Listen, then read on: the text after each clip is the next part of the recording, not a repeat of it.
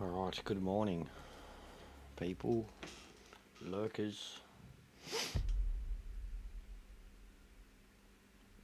and haters alike.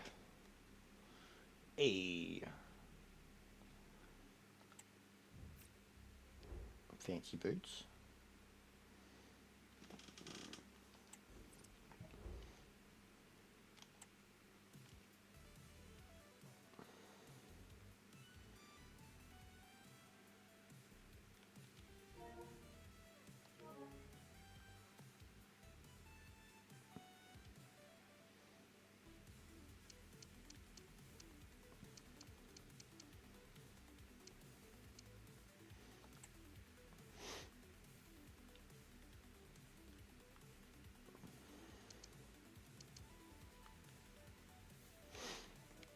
Oh, it's a new pass.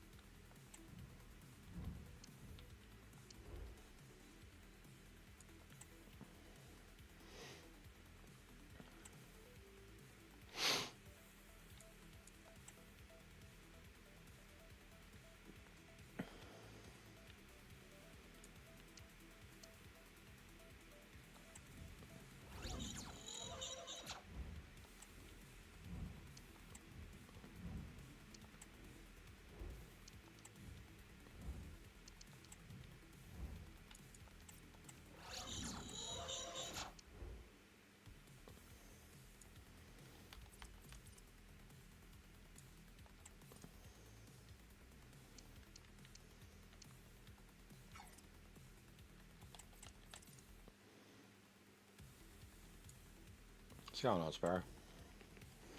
How are you, bro?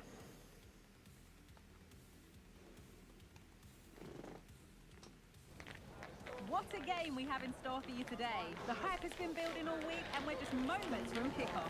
All the action coming live.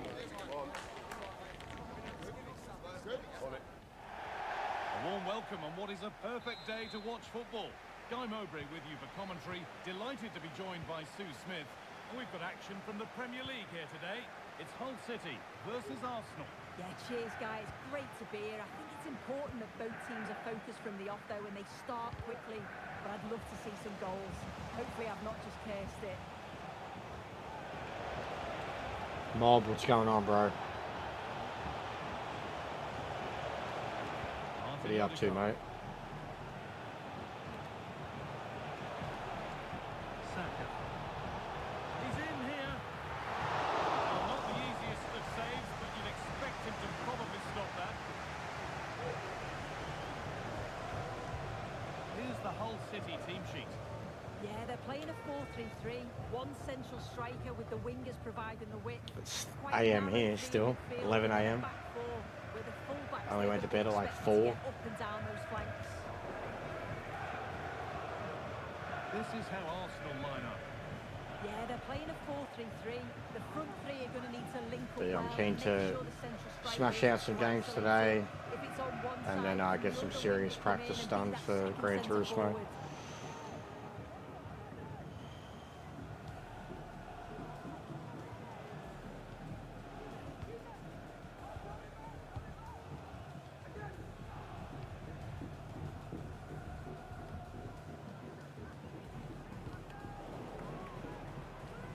Well read to gain possession.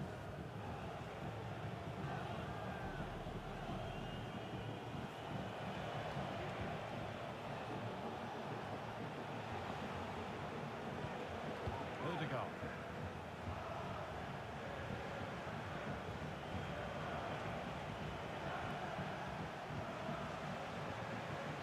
Good defending to close down the shot. Saka. Forcing the issue, moving the ball nicely. For the lead here. Whoa. Keeper ready for it. Really good stop. Oh, man. I mean, the Mankind Undertaker won, obviously, but it's not really a match. It's just more of a murder scene. Cactus Jack Triple H. was probably one of my favourites back in the day. His confidence must be so high. Good luck trying to keep him quiet today. A lot of the Triple H ones, to be honest, from like back in the day. But Cactus Jack Triple H is probably my personal favourite. Until maybe even possibly the Drew and Punk one. The Drew and Punk one is amazing. Arsenal regaining possession. But yeah, for that old era, Cactus Jack Triple H. The second one or whatever, like the WrestleMania one. Yeah, because that was with Triple H. Yeah, it was that one.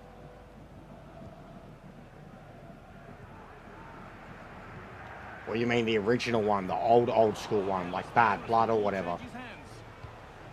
Like 96, the first one, before Mankind. Was a better match. Because it was an actual match. Yeah, the old one, yeah. The first match, 96 I think that was. Start of 96 or end of 95. No, Cactus Jack Triple H was like 2000, 2001. Now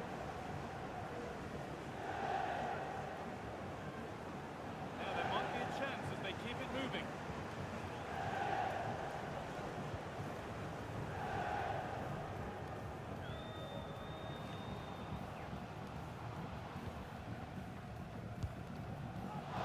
That was a decent position, but he went to whack it. Wrong choice.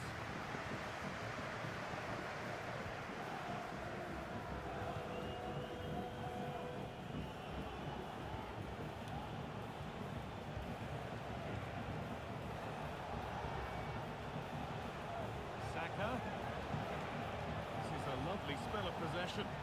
Might have to regroup here, having lost the ball.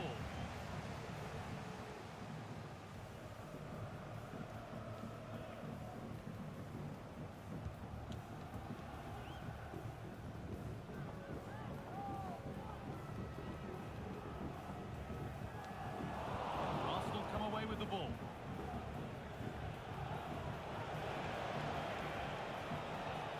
Oh, the blue ones, I don't really like them. I get what you mean. They're more brutal, but I don't like them.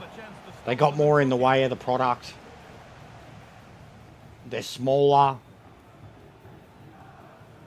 But yeah, I'm not a fan. Like, I think the last time they really used those ones was St. Valentine's Day Massacre. Stone Cold. Big Show's debut. I prefer the cages they have now.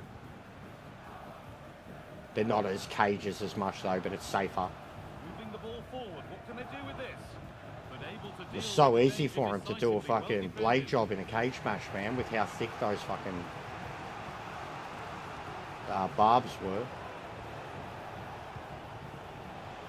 Looks a good ball, but it's been Get given as fucked, that was offside. The timing just out. Well, Holmes has run well, and I thought he was in. Nicely weighted pass too, but he's offside by the narrowest of margins. A really good interception to take the ball. Saka.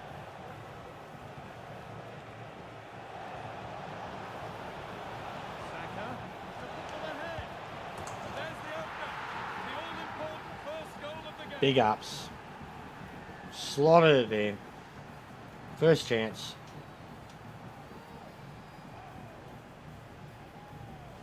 Well, here's the replay, and he's done well to get his head up, pick out a teammate, and all the forward has to do is get on the end of it, which he does so well. It's a really nice finish. So it's 1-0 as the ball gets rolling again.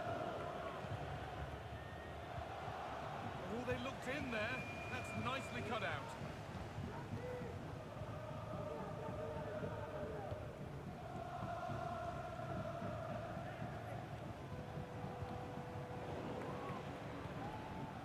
Oh, could be a chance here. Oh, that's a sensational cutout. Great work.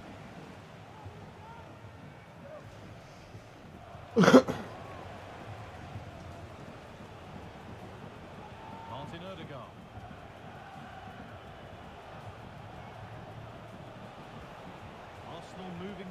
well with real confidence. It's a lovely cut inside. Goes for goal. Well, it looked promising, but it hasn't proved to be much of a test.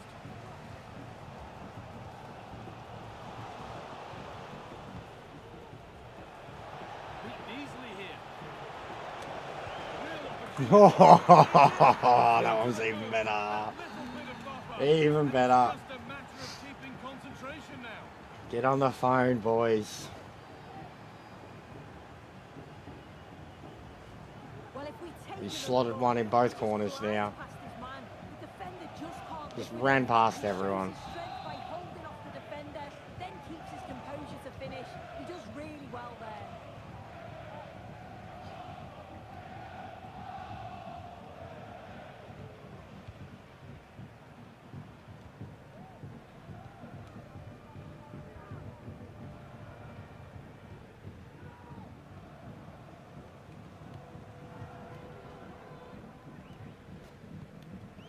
Oh, that's been won really smartly.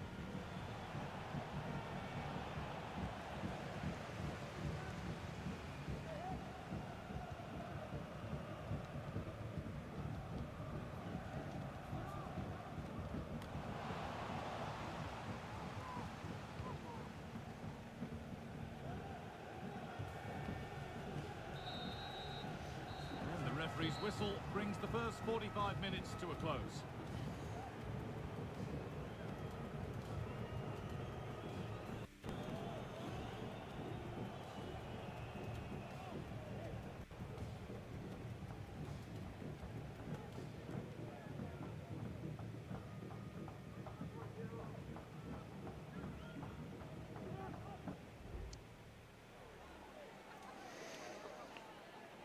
I was going to say that too, yeah. I was going to say that. I agree. First kick Shane's for always the pretty second half reliable of a in game those that's type of been matches, though. dominated by Arsenal. High risk, high reward. And set up the chance. Oh, that's in. Did you see that? What a fucking setup.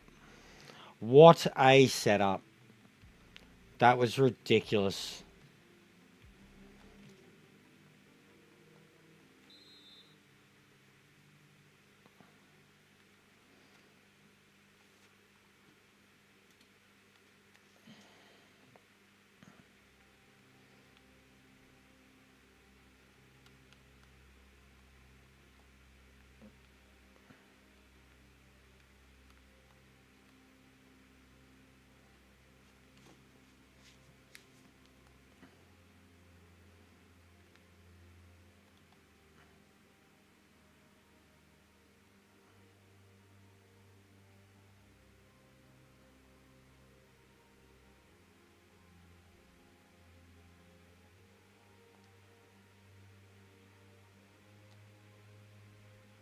Oh.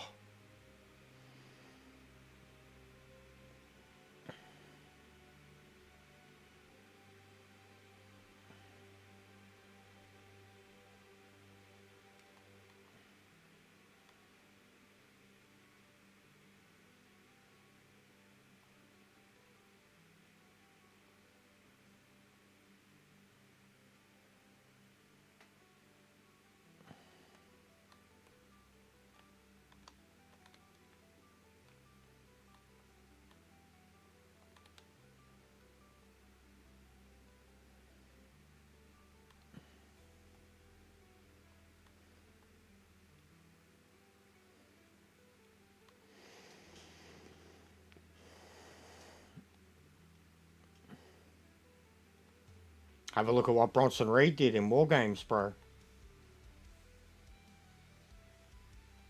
Broke his ankles doing it.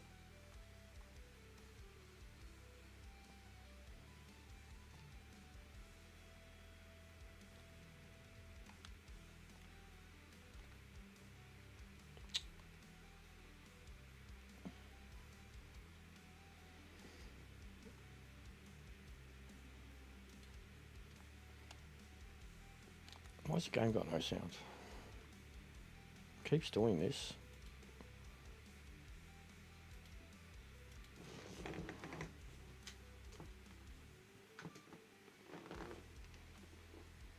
Yeah, I wouldn't be too good on the cell, bro. I mean, I'd be better on the cell than a cage, because at least you've got something under you.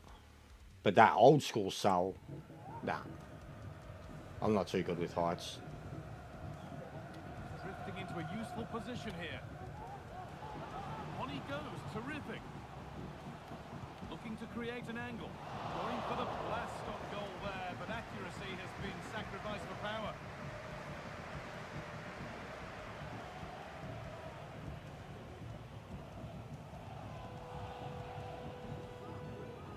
Bit of a squeeze on here.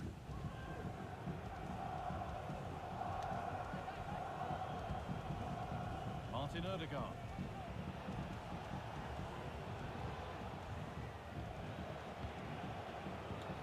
This could be dangerous. Well, what a place to lose the ball just when the chance was on. They could get caught out on the break here.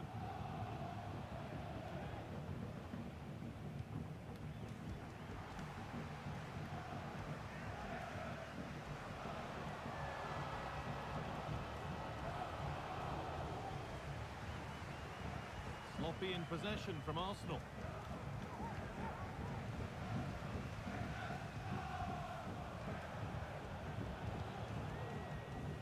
Oh, he gets it.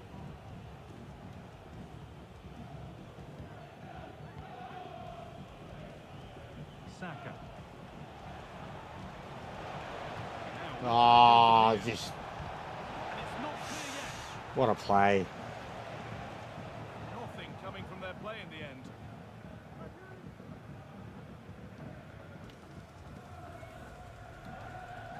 It's sloppy in possession.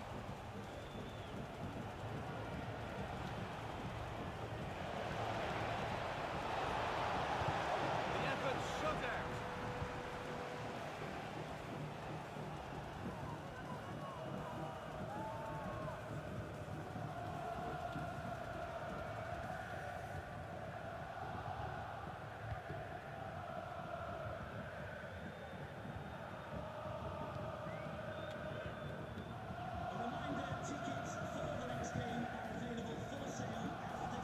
Working hard to... Did that on purpose. Taking him off. 10 out of 10 game. 2 goals, 1 assist.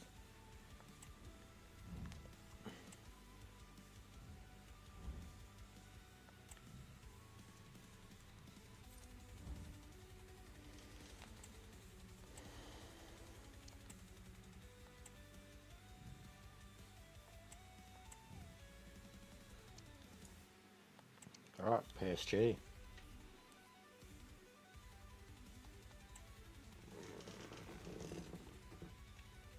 Oh, player of the month.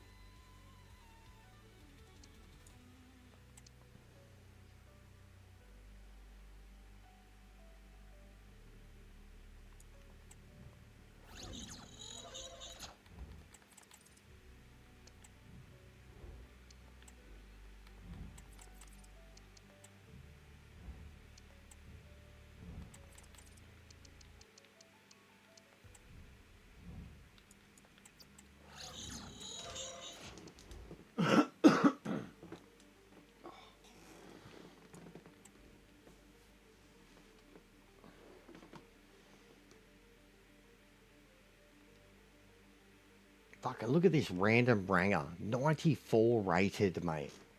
Wowee.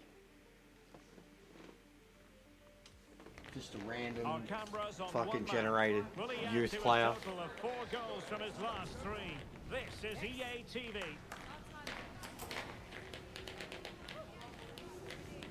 Wonder who PSG's got playing for him this year. Oh, no doubt about it.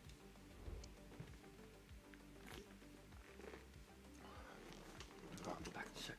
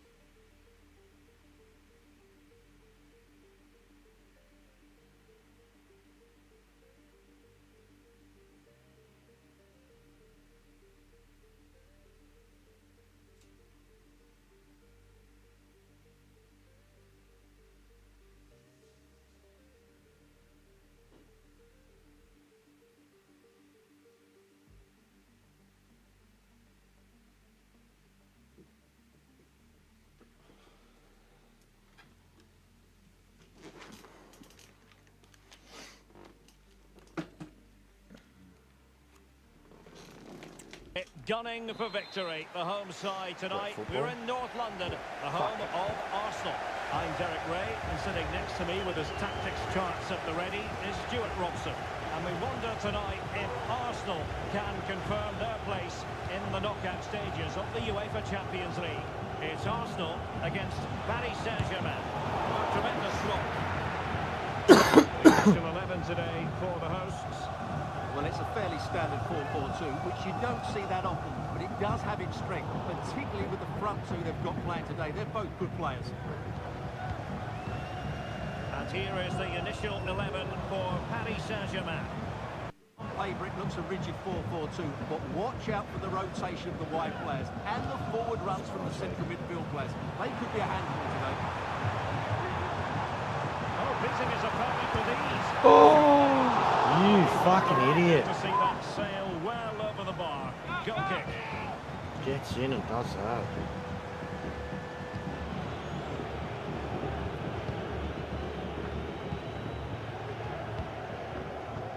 Well, looking at the table, it might be a celebratory occasion for the home fans because they know their heroes could clinch a place in the knockout stages and with games to spare, Stuart. Well, they'll need a little help from elsewhere if they're to go through today.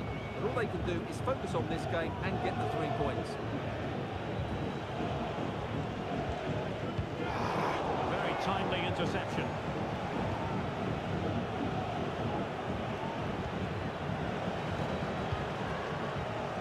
He's featured on the back pages of quite a few newspapers in recent days, taking on his old club, and Stuart, different players react to that in different ways. Well, Derek, I always found it difficult playing against my old clubs, especially Arsenal. It just felt so strange. It might be big chance here! Oh, Stopping a certain goal! save.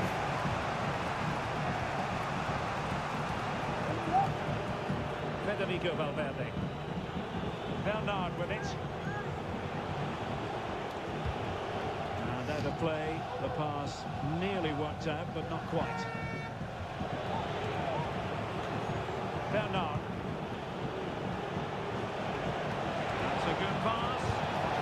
Oh, it was a fantastic opportunity to make it 1-0 right at the start of this contest. Oh, what a chance to open the score in there. They have to do better than that. Bukayo Saka. Italiano. And a throw coming up after a really fine piece of tackling. Well, you never quite know who's going to dominate a game in advance, but I think you can maybe make an argument for this fellow, Stuart. What do you think we'll see from him today? Well, how can you stop him? If you get too tight, he'll use the space behind you, drop off, and he'll turn and run at you. Add that to his movement in the box, and you can see why he scored so many goals. Oh, he's lost possession. Oh, why would you pass it? Opportunity Come on. to take the lead. Oh, off the post. So near. Oh my god.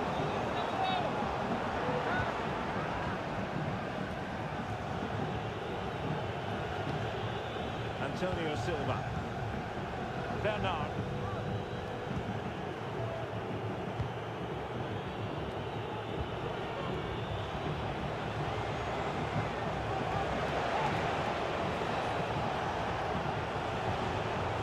One pass after another. Well, honestly, I didn't mean to jinx them. This wasn't a very good pass, finally. Body on the line.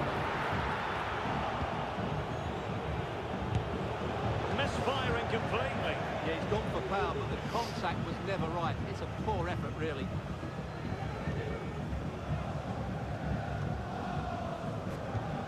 Martin Ødegaard. Bouncy. What's going on, mate? Oh yeah, Anzac Day. Well, there was impending danger, but good defending. Hope you're enjoying your day off, mate. Lest we forget. Bernard with it. Bernard.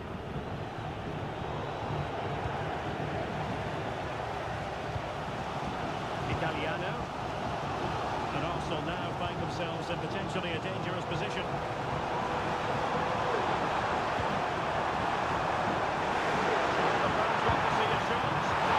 Oh my god, man. Close to finding the net.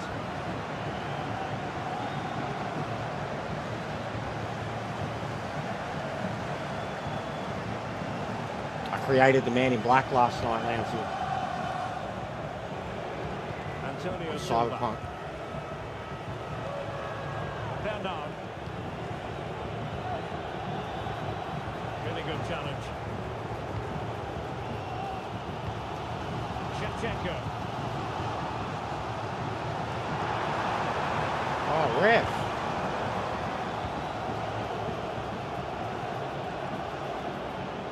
Oh, nice look, man. You'll be due for a nap. Watch the footy later, fall asleep on the couch. Didn't go to plan in the end. Now, I believe changing circumstances in one of the other games. Alex Scott will tell us more. It's a goal for Real Madrid. Could the goalkeeper have done better? Yes, but let's not take nothing away from that finish. The score's level again now, 1-1 with 30 minutes played. Alex, thank you very much. A really top-notch piece of defending. Oh my God. They're going to be very cross with themselves because that was a wasted opportunity. I got the cowboy hat. I got the cowboy hat, right? She's got a whole lot more than that now too. But even though, look, so I've got to just like buy out all the wardrobes and I'll create like Kadioglu. the two Westworld looks, like the girly one and then like the cowgirl one. Then her future one, where she was like, well, her modern version, where she was like in, where it was Dolores in the real world, like season 3, when they had Aaron Paul in it. She had like the short blonde hair. And then in season 4, when she was the new version of her, and she had the long brunette hair. Valverde. When she was the rider, living in like a fucking Matrix thing. Man in Black's just Man in Black, mate. Like, it doesn't matter. Cowboy gear, all black, yeah, done. And then, like, even the modern gear, like, all black, suit, done. Like, the Man in Black is perfect. Support available.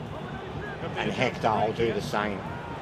But Hector will just be full-blown cowboy, shotgun-toting, rifles. But already the gameplay with Man in Black is so different to anything I've done. He's already like the sickest gun shooter. Like, I set up his stats well. Throwing knives and pistols is going to be his things. Cool is going to be his maximum like stat. The cool rating. So he's going to be a badass. And he's going to be an evil motherfucker. Like pure evil. Dolores is like sympathetic to AIs and shit like that, but she's also nice to some of the humans, some of them. Come on, come on, bring it in. Managed to get it out of there.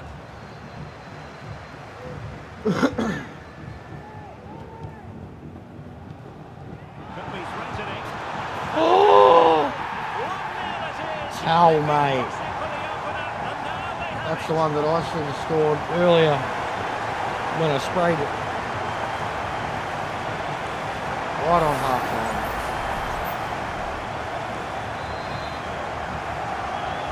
Let's go. PSG restart the game. Can they come up with the right answer? John. Soria. It's a neat move. Nothing comes of the attack when all is said and done.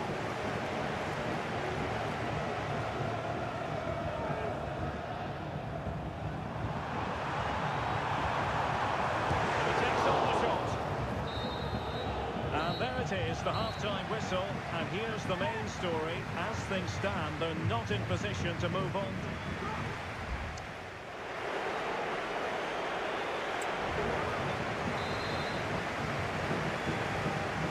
Underway, and Arsenal looking to build upon a largely positive first half performance.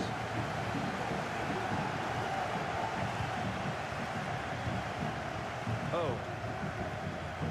Italiano.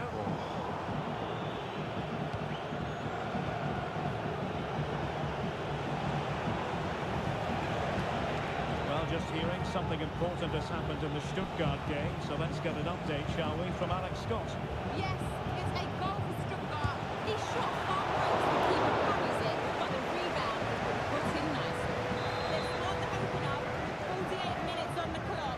Many thanks, Alex. And that's a very good parry. Oh, Maurice. Here's Valverde.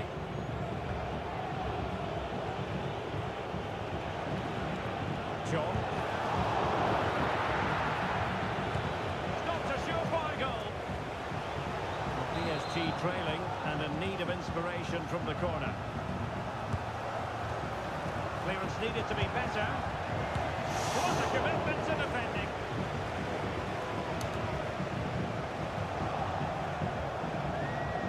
we're under fire here. Kadioglu. Good distribution. And they deal with the threat this time.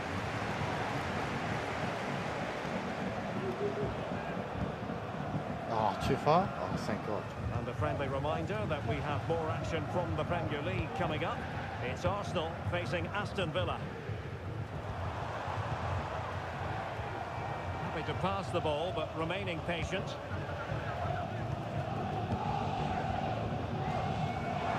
Oh, what a pass. That's it, come on. Oh, Reacted brilliantly. what a That's pass. the range. It's a great save, I have to say.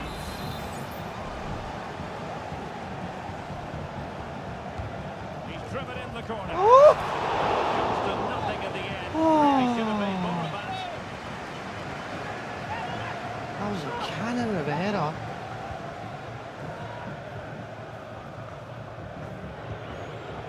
Bernard with it. Federico Valverde. Soria has it. Arsenal have possession again.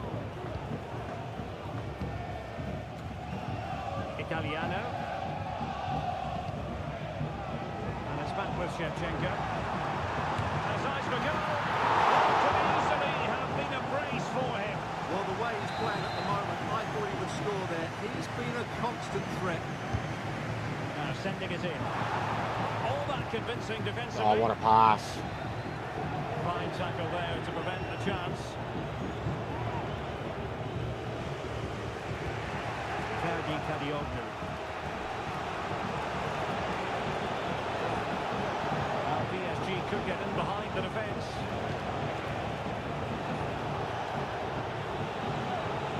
Get wrecked. A promising looking attack, but Get comes wrecked. to nothing in the end. Oh, Encouraging Arsenal move. that was special. Come on, keep going, keep going, keep going. Oh my God. Really fine piece of defending play to break it up.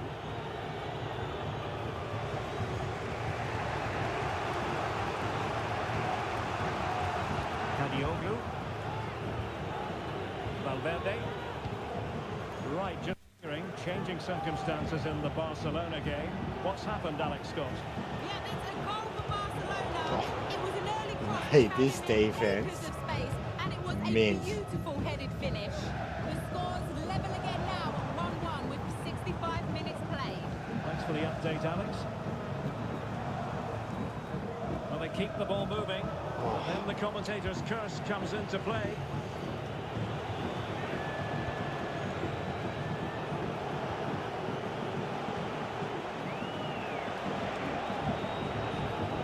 Just the challenge that was required. Bukayo Saka. Oh, cheeky. Saka. Quality defending. Good stuff, good stuff. Oh, Now good a stuff. decent position. Huge block.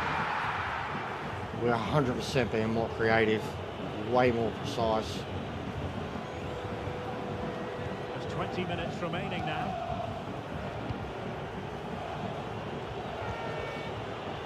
Yes. Possession lost, intercepted. Oh, Oh, oh, oh.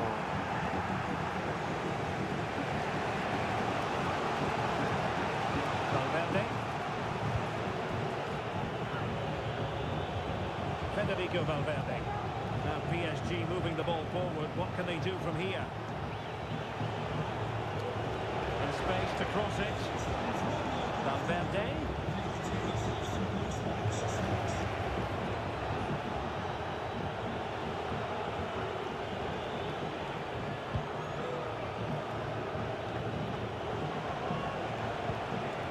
Federico Valverde.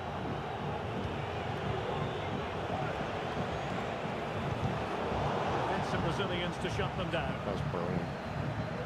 Sat on them for so long. Italiano. It's with Erdogan.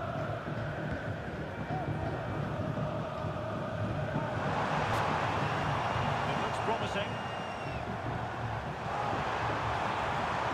Is this the moment? Yep. Gives him another one. It's theirs to lose now. Let's go. Well, here we can see the Tell goal. with the He brace. does so well to skip beyond the defender. It just buys him that bit of time to get his shot away. That's a really nice goal. So the ball rolling again. 2-0 the score.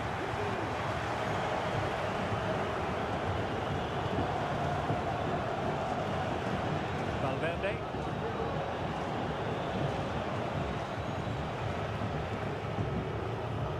Minutes to go then. Just locked him down, man. Valverde. Completely locked him down. Haven't gone silly and ran at him. It's a good looking ball. Making sure nothing untoward happened. Good stuff. Determined defending. Italiano. And the ball with Shevchenko. Oh.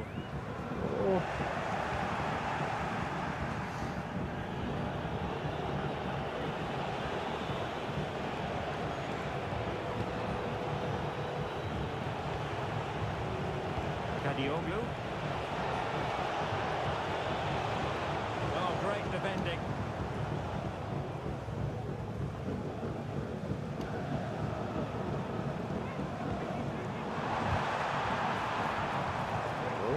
Over the touchline, but what will be an Arsenal throw.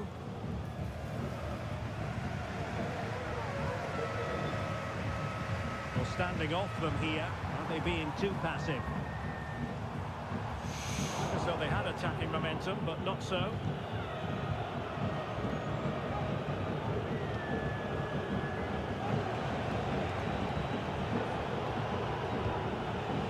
Federico Valverde. Oh, tremendous vision. Attending to his defensive chores. Good stuff, good stuff, good stuff, good stuff.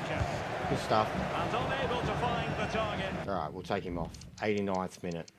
They put themselves under Have faith pressure. in your team in the 89th minute.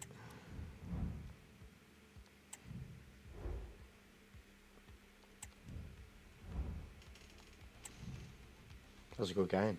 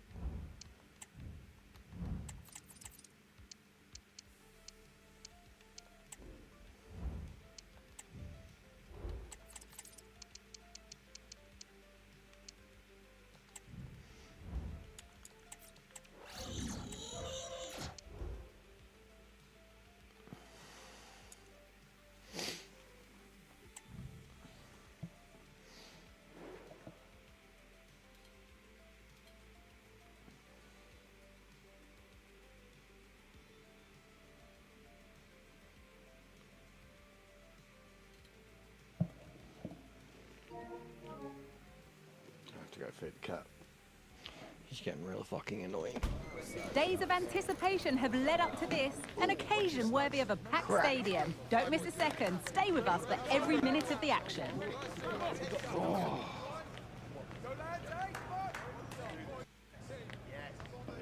Carabao Cup after this. Maybe FA level. Alright, blood. I'll be back.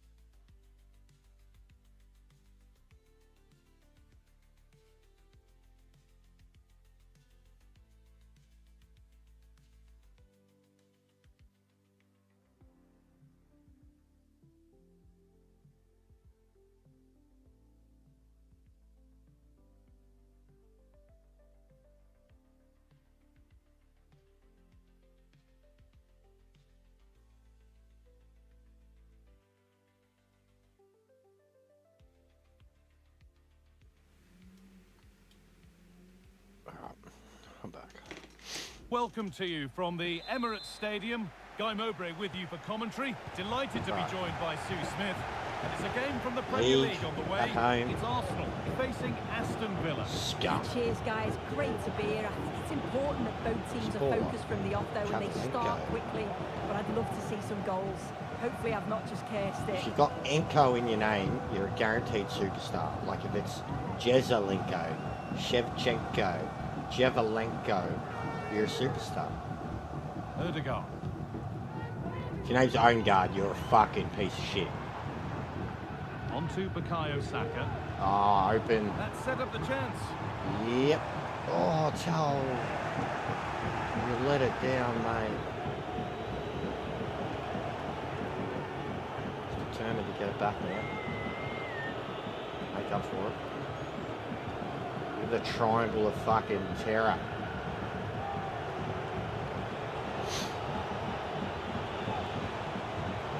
Read the pass well and cuts it out.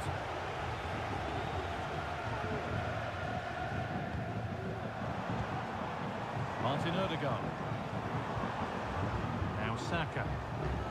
Great rhythm, there's a real flow here. Could get it over now. Could take things forward. Oh, great work from the keeper to avert the danger.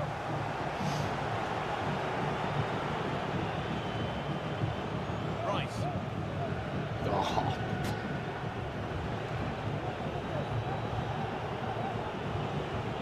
David. On to Rice. Jonathan David. Arsenal with the ball again. It's no surprise who we've picked out to have a look at here. What should we expect today, Sue? Yeah, his form's been really good. 4 goals in his last What was 3 that, matches. Tal? Would have been His offside anyways. confidence must be sky high. Good luck trying to keep him quiet today.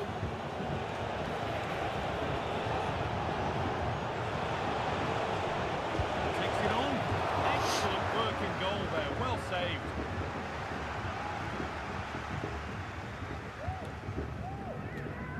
Erdegaard.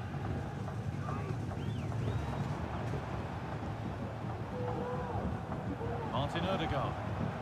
Promising looking attack building here for Arsenal. Give him ahead. Corner to come. Come on, O.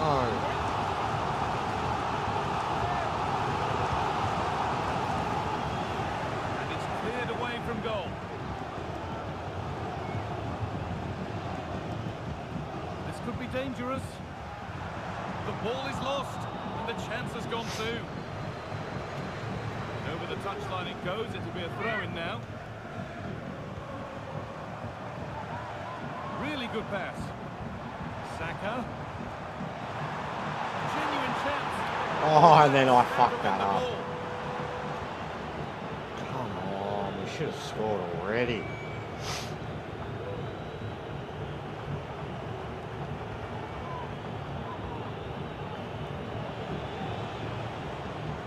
Declan Rice. Declan Rice playing for Villa. Good work from Arsenal to win just back wrecked it. possession.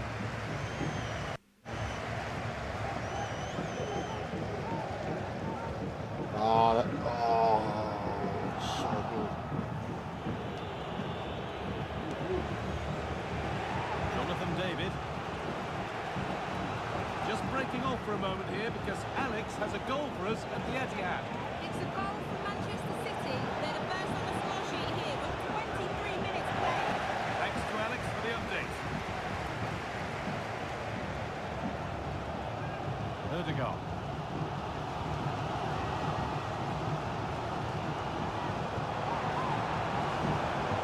Still all square. We make this pressure count.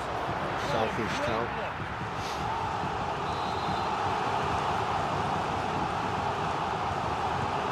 The box it goes. Able to get his fist to it. And the defence tidies up nicely.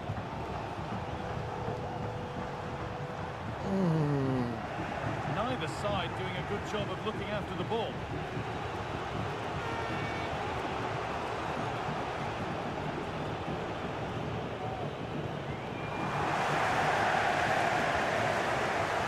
Oh, Saka.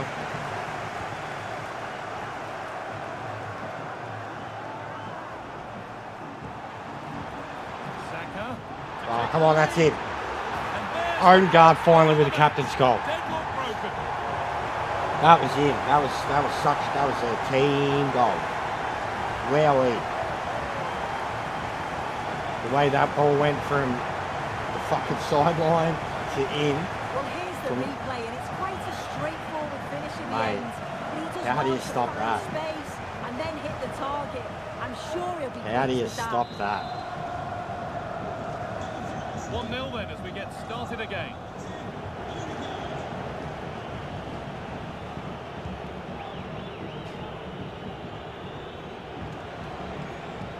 Jonathan David. Beat his man here. And it's a wild attempt from range. Not one for the highlights. Oh, it's a poor choice. He's got other options Well, one of them's on. hurt too, Why they're is he forward. shooting from that He's hurt sort his of shoulder. distance?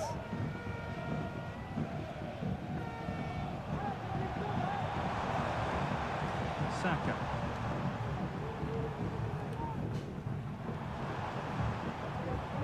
Could be something building here for Arsenal. Oh, that was so cheeky. Oh, so was that. Oh, excellent work from the keeper to deny a Really? promising looking attack. The ball comes in. Oh! Here's the ball. They could still do something here. It stops there. Nothing at the end of it. Well, if that went in, the game would have definitely had a different complexion. Just wondering if we're going to see a response now. We certainly need one. Might they be left to rue that one not going in? They need to be better on the ball than that.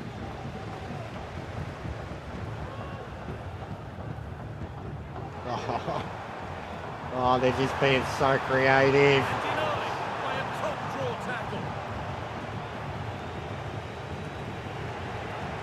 Declan Rice.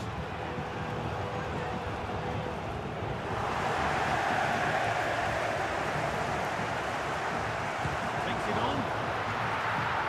No need to worry about that effort for the keeper. If you look at the stats, how are they not further ahead? The amount of chances they've created, they should be out of sight by now. They'll be hoping that all of those missed opportunities don't come back to bite them.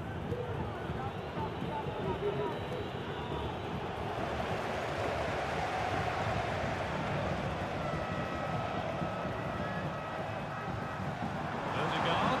Put it in again. Oh, Great defending.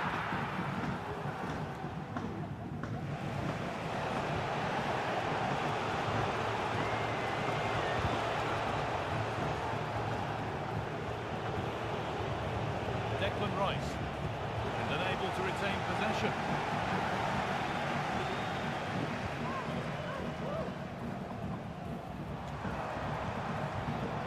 Crowd urging him to shoot. Oh, a great chance. And they've scored again. That puts them further in front. That was a sick What a goal. position to be in.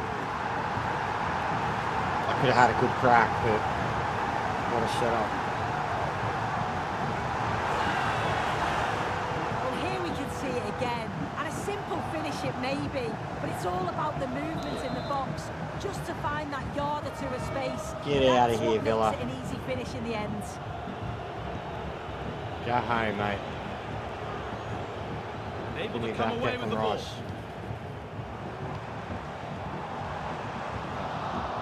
Oh, he's going to get there, though. We'll have a go here. Excellent work. Nice. Goal there. Well saved.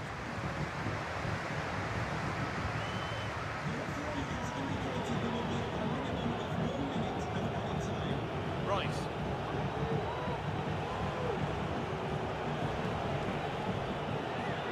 Need to get tighter here.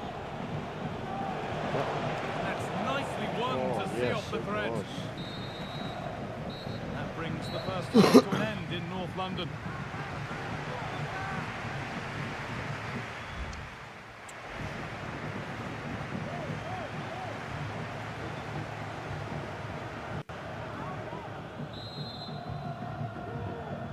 And the ball is rolling again after a sublime first half performance from Arsenal.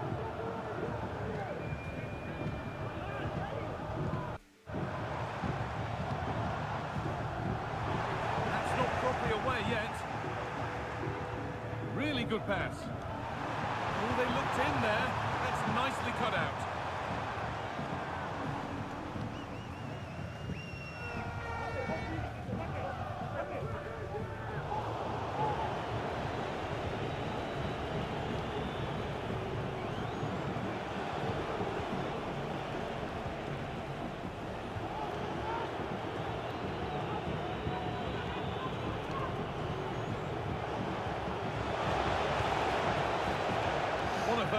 Why not moments, and we've just seen why not. Well, I'm not sure why he's gone for goal there, Guy. It's the wrong option. No accuracy on that whatsoever. Oh, Given away by Arsenal. cocked it up big time. Move of real promise developing.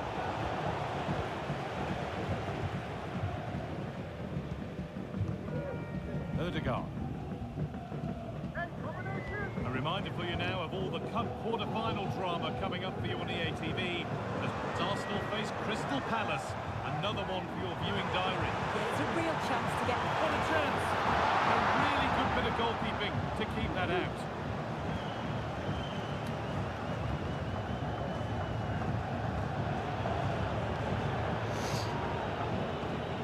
Just breaking off for a moment here because Alex has a goal for us at City.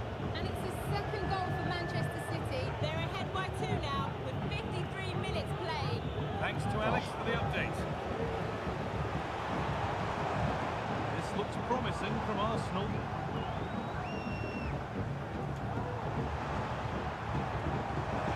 And he's being urged to shoot. Oh, well saved. That was a really good chance. Well, it's a brilliant attacking display. So much quality in the final third. And the finishes have been really clinical. The back line just doesn't have the answers. They need to organise themselves quickly, or this could be a heavy defeat for them.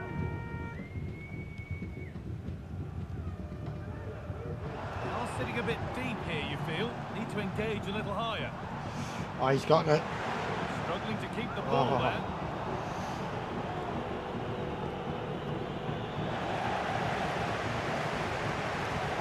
Position this.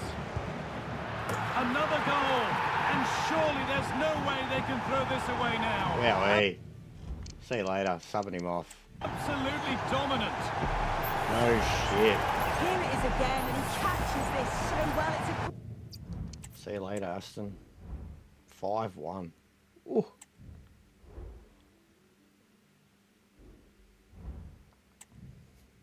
There's like 4 of my players that are going to have the potential to get fucking player of the season.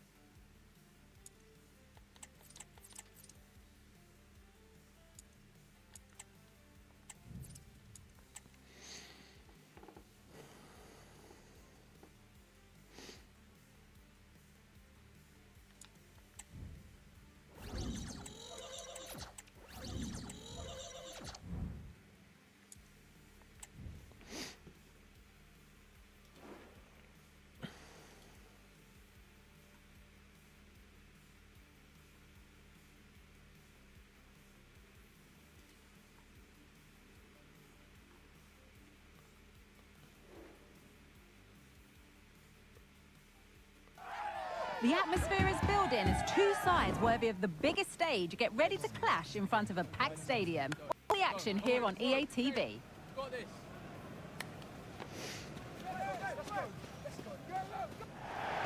A warm welcome to you from the Emirates Stadium. My name's Guy Mowbray, joined for commentary by Sue Smith, and we've reached the exciting stage of the quarter-finals of the Cup. It's Arsenal, and they play Crystal Palace.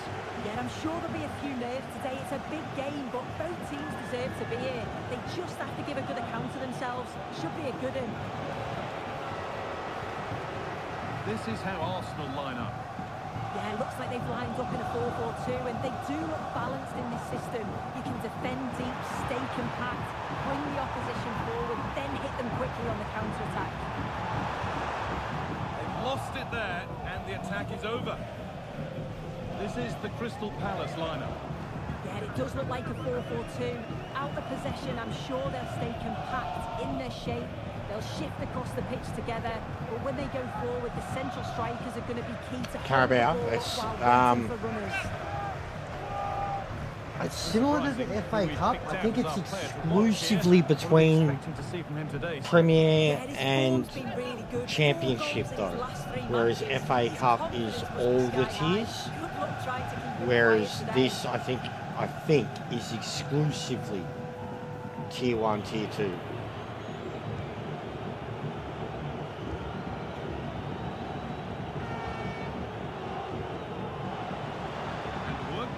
As they get the ball back. Yeah, I could be wrong. Saka. This could be. Oh, it's in. An early opener to get the game going. Good flip. Right in front of them all.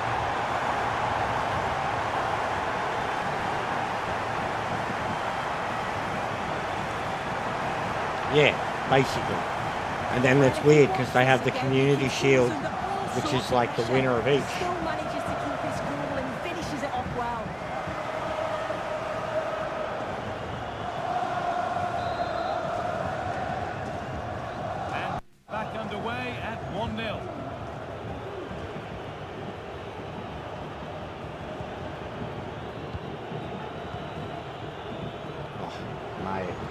This is going to be a slaughter.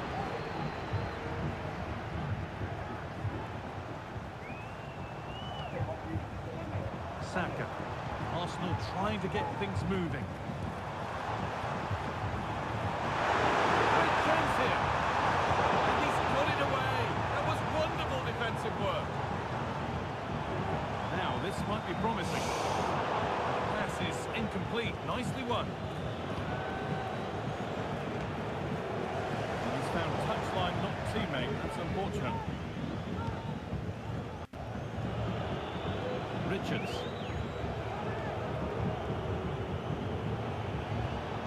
Yeah, Jez is pretty cool, bro. I had a mad chat to Jez on his own channel when he streamed about fucking basically kicking it in. I had a mad chat to him that day. It was very, back and forth. Oh no, we've got an injury. Untidy in possession there. Not good, not good. Get up, O, you're tough, mate. You're a massive Korean bastard. What are they saying? You're alright, mate. You're alright, O. Here, I'll give it to you. You can run it off, mate. Saka. Odegaard. Great rhythm. There's a real flow here. What was that?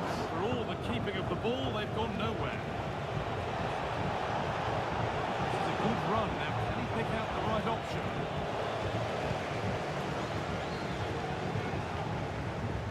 Odegaard.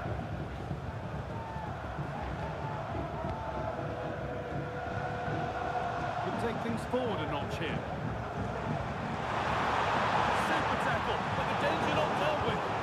Very nice from that defender. Promising looking ball. Oh! Possession.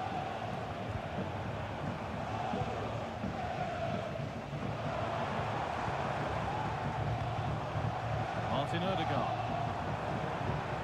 Moving it around nicely here, on top and in control. Moving it forward with purpose, something on maybe. Oh, that was perfect! You just slow motion slid in front of me.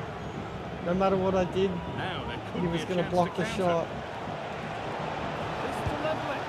Oh no. Yeah, nice. Well, we can see it again now, and they're so dangerous in these transitions. The speed of the counter-attack is really impressive. And then once he's through, there was never any doubt, was there? Hits it hard and true, and the keeper just can't react in time. Oh, you're fucking... Possession given away.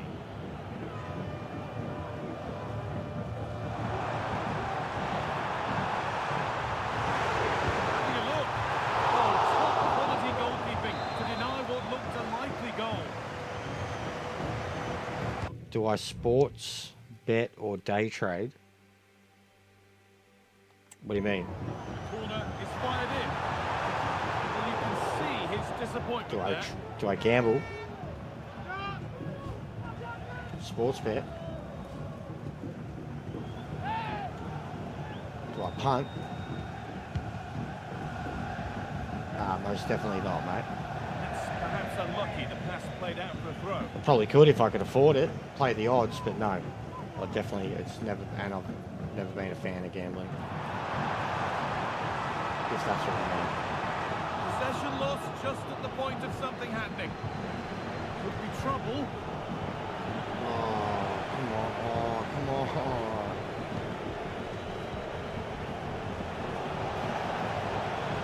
The ball is lost, and the chance has gone too.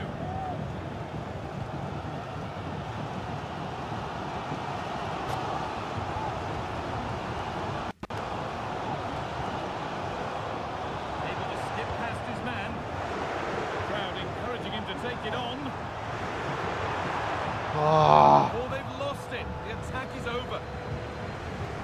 you do believe in Joe Hendry now? That's good, Smush. He's, bro, that, I don't know, watch their fucking 5-10 minute match and tell me you don't have fun. Him and Randy.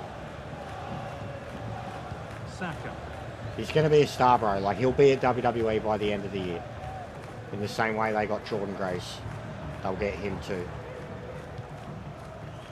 He'll be, like, you know, a European John Cena. He's very likable. Well here. Very strong. Vital tackle, and he's come away with it. Yeah, nah, but you need money to make money, mate. And it's also a good way to lose money. So, yeah, never been a fan, mate. Seen a lot of people fuck up a lot of shit because of gambling. I'll bet on anything. I have no doubt I could play the odds, paying attention to sport, shit like that. But no, not for me. It'd be very, very silly. That was rough.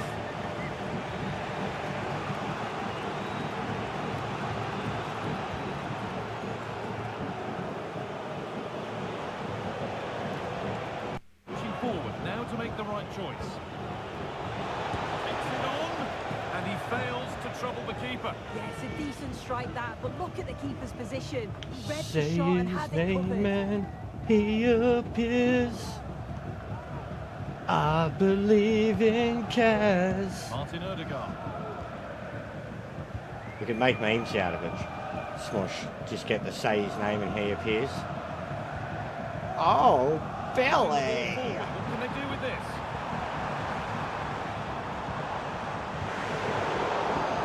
Lost it there. Oh, yeah. Come on, someone fucking put it in. That is missed by quite a distance.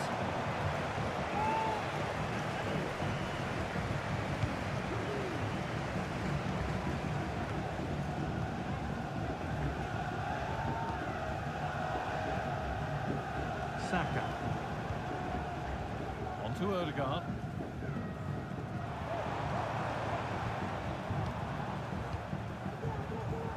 One and two-touch passing, making it look easy. What a chance!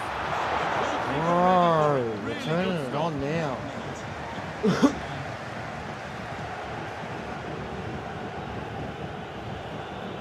It's very catchy. That's gonna be It is all very for catchy the though, time like here it's at very Arsenal. easy to. Say his name and he appears. I believe in Joe Hendry. I believe in Joe Hendry.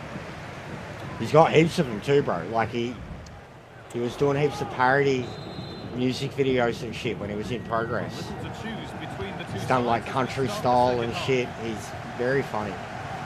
Very, very funny. For a Scottish dude too, to be doing that, like that was his gimmick. And he was in Europe. He was essentially like this This could be uplifting threatening. country singer. Now urging him to shoot. Done. And a wonderful piece of This goalkeeping. keeper, mate, this keeper is fucking tearing me a new one right now. He has stepped it up after getting that first goal against him. The corner comes to nothing.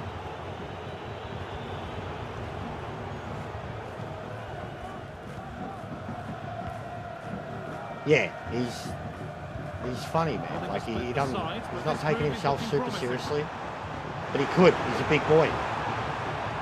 Put it in. This could be. Maybe that's a misconnection with the ball. It's well wide.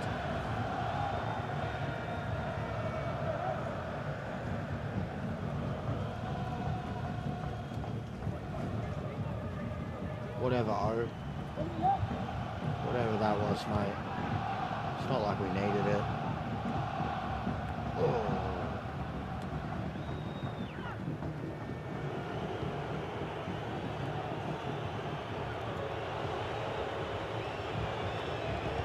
Good shit, Excellent Saka. reading of the game to win the ball.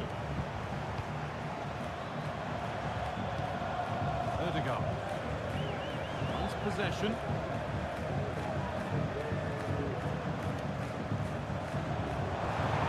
Just needs the composure now. Yep.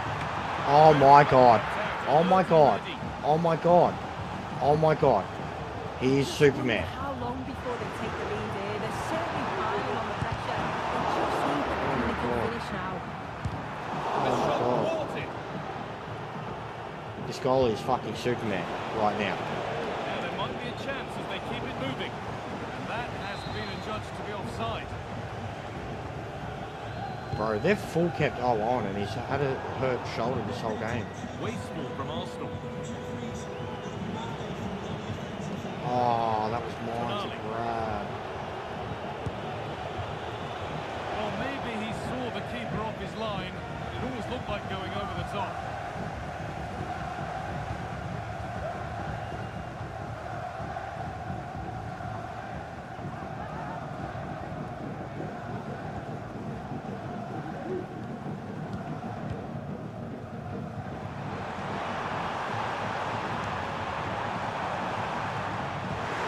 Can't tell. Being urged to shoot. They've scored! And Fuck they're yes, taking what a a goal! priceless lead. Stop that, he says. Stop that, he says. That's right, Gunners for life. Stop that, he says. Fucking boom. Did you hear the crowd rise with that one? It's a tidy finish, and it's certainly been coming. The pressure's been Yeah, building, stop and that, they've got mate. their rewards. So that makes it 2-1. Player of the Away we go season. again. Telling you, if it's not O, it's Tal. Tal stepped it up, mate. Oh, oh.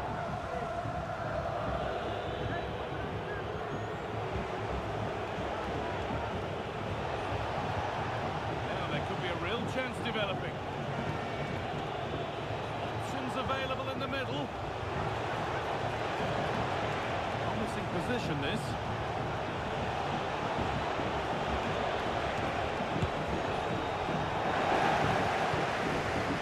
That will ease any defensive worry.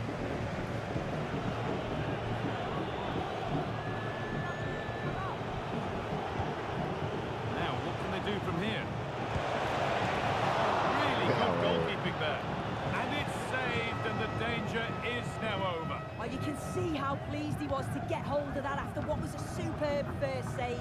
It's good goalkeeping, that. Oh, that Ready was to intercept there. shocking, mate. Genuine promise developing. It was the back heel pass of a fucking under 13-year-old. Odegaard.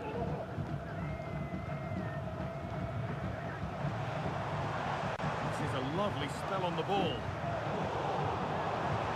Through. They've got through. Oh, that's in. Another goal, and it's one that tightens their grip on this Let's game. go. Odegaard finally doing his fucking job.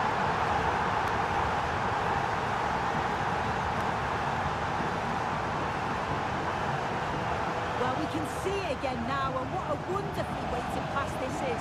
It's inch perfect, and it makes the striker's job relatively easy.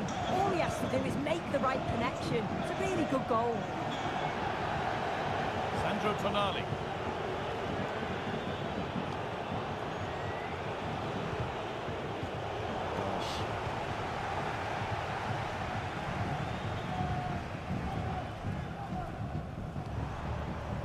Now Saka.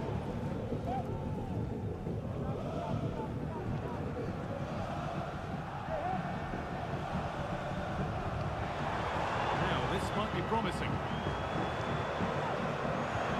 Oh, mate. Finish. This cunt, Odegaard's put out 3 goals in 2 games.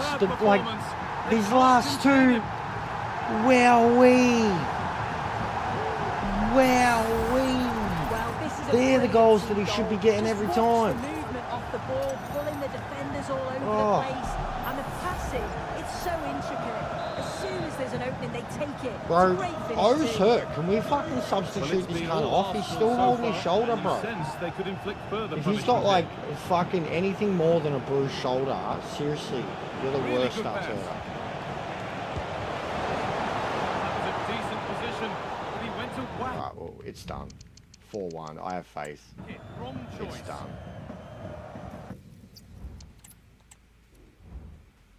4-1 it stays.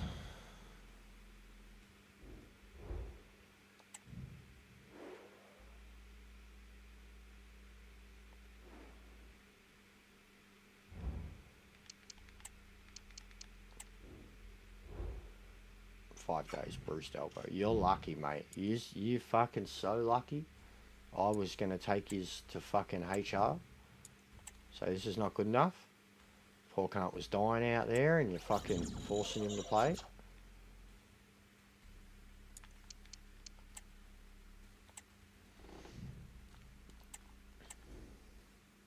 Fucking look at him, mate. What a photo. Get a screen of that.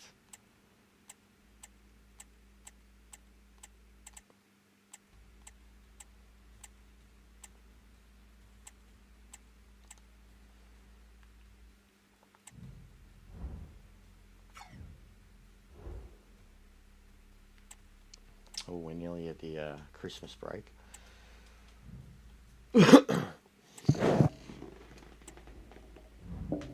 Oh, fuck.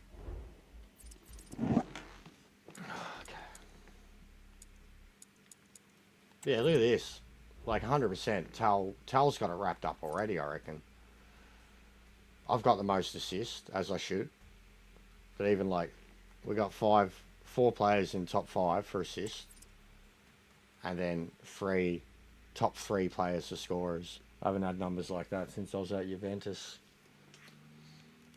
But Tal's killing it. And he's killing it in fucking Champions League 2. Phil Foden's had 2 red cards. He's had 6 matches and 2 red cards in the Premier League. Oh, wowee. That's very funny.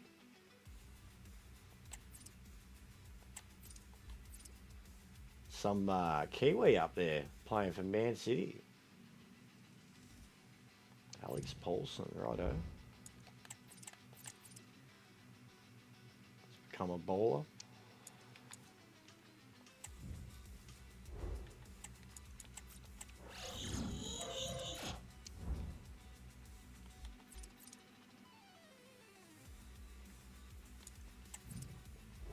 I swear we're never going to get one of these to 50. What's the agent doing? No one different. I don't think anyone can afford me anymore.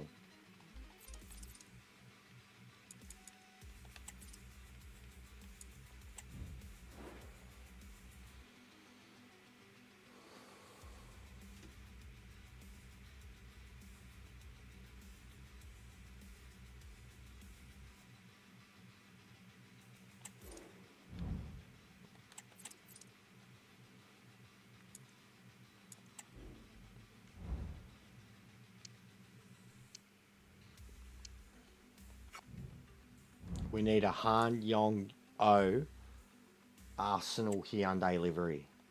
Seeing he's the Korean Arsenal superstar. Look at him, mate. He can't believe why have they even got him in the side. He's literally coming back from an injury. Look at the energy on him. And they're putting him in the starting side. That's mental.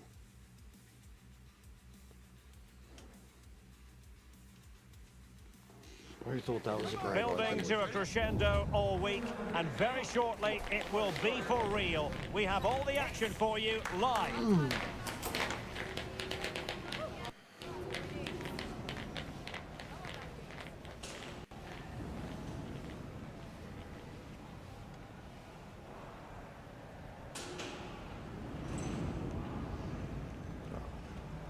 Quick pee going break. Hello and welcome. I'll be back in a minute.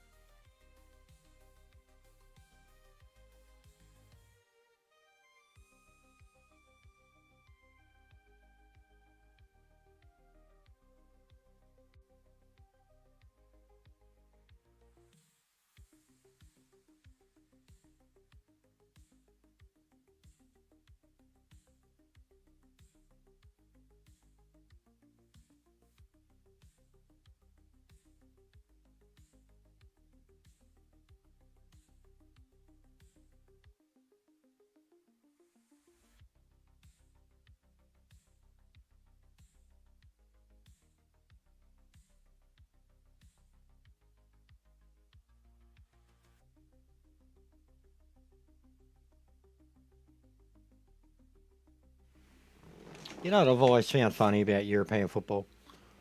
The Europa Championship.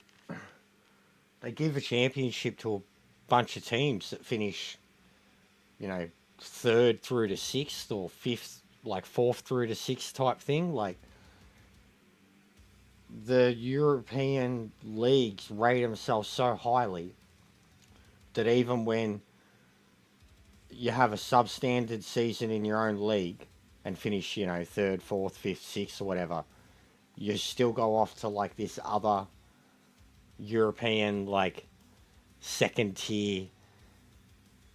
I've always just found that odd. Like even winning Europa would be like, yeah, but you're only here because, like, you weren't good enough to be at the other one. You know, like, ain't no prizes in your league for coming third or fourth, and here you are in the Europa League celebrating this. Like, yeah, To a very I've always found passionate the Europa football League venue. odd I'm talking, because of of course, that. about Elland Road. I'm your match commentator, Derek Ray, at the microphone. Get Sitting alongside me is the former Arsenal, West Ham and commentary. Get in there, O. Stuart Robson. Show them how hurt you are. Looking forward to bringing you action from the Cunt's Premier cooked already. League. It's Leeds United up against Arsenal. Well, thanks, Derek. The best coach I played under would always tell us before kick-off, earn the right to play. Yeah, no, I know it's competitive, bro, but you know what I'm saying, yeah? Like, the competition itself exists because, you know, there's, in each European league, there's like a powerhouse bunch of teams, but not all of them can make it.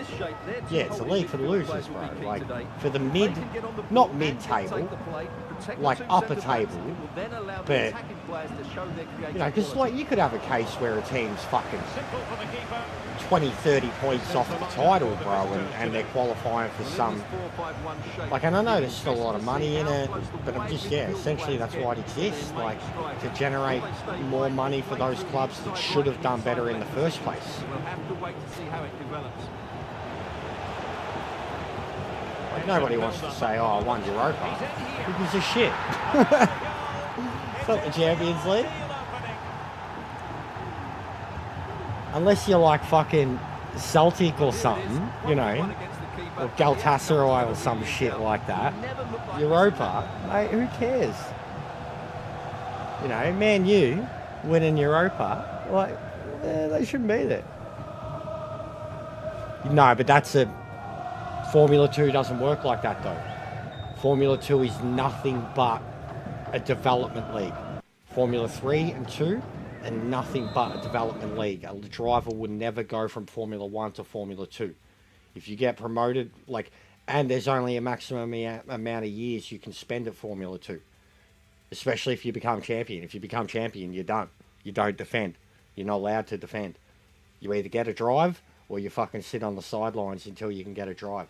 Nobody goes from Formula 1 to Formula 2, bro. Like, it doesn't work like that. Formula 2 is nothing but juniors, bro.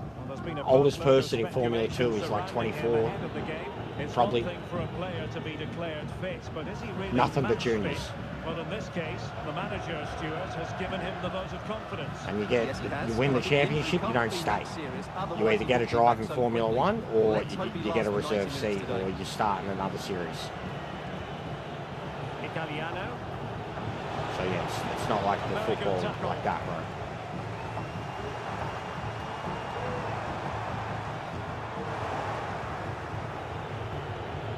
Difficult to predict in advance who might decide a game, but you can make a strong case for this man, I think, Stuart. What are you expecting to see from him? Well, he's certainly on fire at the moment. He looks fit, he looks sharp, and he's full of confidence. He's just been too hot to handle, and I fully expect him to score again today. Leeds, mate. It's where Harry Kewell started. Oh, go.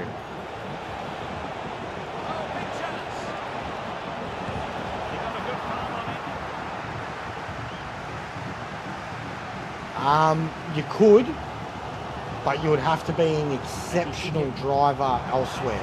The only cases in history of happening, even in the last 20, 30 years, 2 drivers. One wasn't so much older, one wasn't even so much old, but he was like 30, but still, he went and did it. They both came from IndyCar. Jacques Villeneuve and Juan Pablo Montoya. They'd be the exceptions. And Fernando Alonso, being a former world champion and being retired and brought back to a team in your 40s, same thing. Like, same thing, really, bro. Especially you go from one era to another, they're completely different cars and shit. But yeah, Montoya was a multi-time IndyCar champion. Like, he was pretty much done. There was nothing left to do. He essentially wanted to have a crack at the Triple Crown. But he hit, you could say, hit the ceiling in F1. Didn't get a world championship. He was a race winner. Raced at Williams when they were still good. And Williams took on Jacques Villeneuve too. But Jacques Villeneuve was young and was already like a 2-time IndyCar champion. And he was like 23, 24, but had never done, you know, Super Formula, anything like that. Like, He just grew up in karts in America and then went straight into Indy and became a fucking world champion and then went to F1 and became a world champion there. But he was 24, 25 and it took him a couple of years to do it. Montoya never became world champion. But these days, nah, like that, you don't see anyone that's over 30 getting recruited into an F1 car that's never had a drive.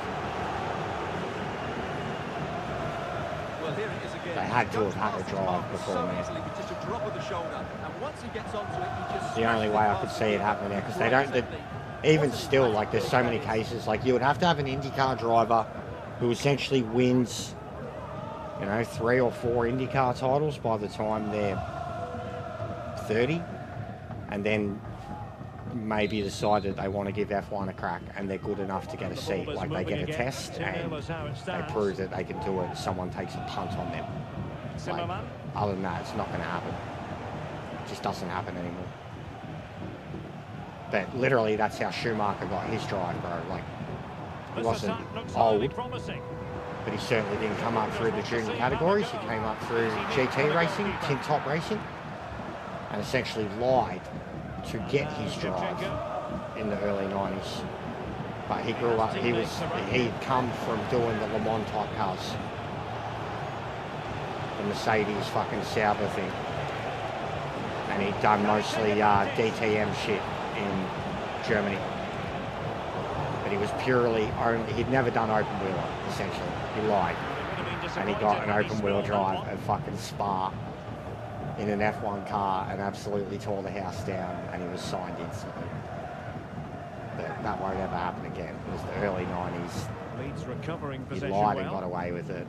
He was a freak. Creative look about this. Well, they took care of the Like even in the situation F1 movie defensively. that they've got coming out with Brad Pitt, and he's meant to be like, you know, a 50-year-old driver who returns to mentor someone. Essentially what Alonso's doing. But I think even in that, like he was a Formula One driver in like the 80s or 90s and he never got big. So like even in that, in an unbelievable sense, he's still a Formula One driver. Like the teams just wouldn't take a punt on anyone else. The FIA too, like they're dogs when it comes to rating other championships around. As much as they've got control of all driving, they barely rate. Like IndyCar is less super license points than winning Formula 2, which is a bit of a joke. Like Formula 2 is international, but at the same time it's a bunch of juniors who go from go-karts to open wheelers through money. Whereas IndyCar is more hardcore talent. Like the cars in IndyCar are genuinely like even. They're all the same car, like chassis and all. So like becoming a talent in IndyCar or working your way up through that system means a whole lot more than someone who gets put in the best F3, best F2 teams and is heavily funded by some billionaire from some country. Like, and that's F1 to a T. And yet still like winning an F2 championship as a junior is higher rated on the FIA Super Points than the World Endurance Championship, the IndyCar World Championship, and you know NASCAR. Like NASCAR's worth like fucking. You'd have to win NASCAR like 10 times for them to even give you a look. But there's all like these super, every series has like super license points, and then there's another special category for rally.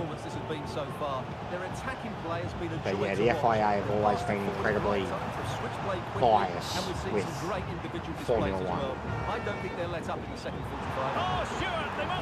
It honestly didn't really truly happen until the like 67, until the 70s. Because like in the mid 60s, late 60s, like GT racing, endurance racing was considered the same thing.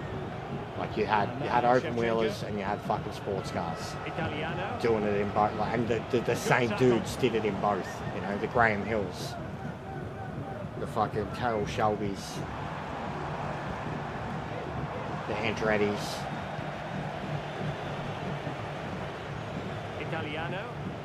the Brabhams, guys who just drove anything and everything.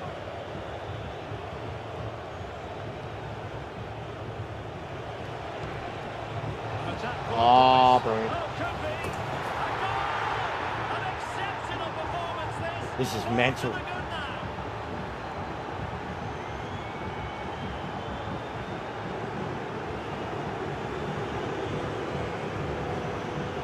Yeah, and it was the same with Ricciardo too, Lounsey. That's why, at least with Ricciardo, to get to where he got with his career and being the face of Formula One and all that, was so good for his family. Like, you see how well off they are now, but they sacrificed a shitload to get him to where he was. And now I'm worried about the Doohans, man, because Mick Doohans had a very tumultuous up and down fucking financial career. You know, he used to be kind of a tycoon, and he's had to sell off a lot of his investments and shit. And now they've, you know, funded Jack essentially in a career that he's not that good at, and he's given up a lot of his empire to do it. So I feel bad for him. Jack better make a go of it in other like formats of racing, you know, endurance racing. Go endurance racing, straight up. Especially if LP dumping. But they're going to dump him.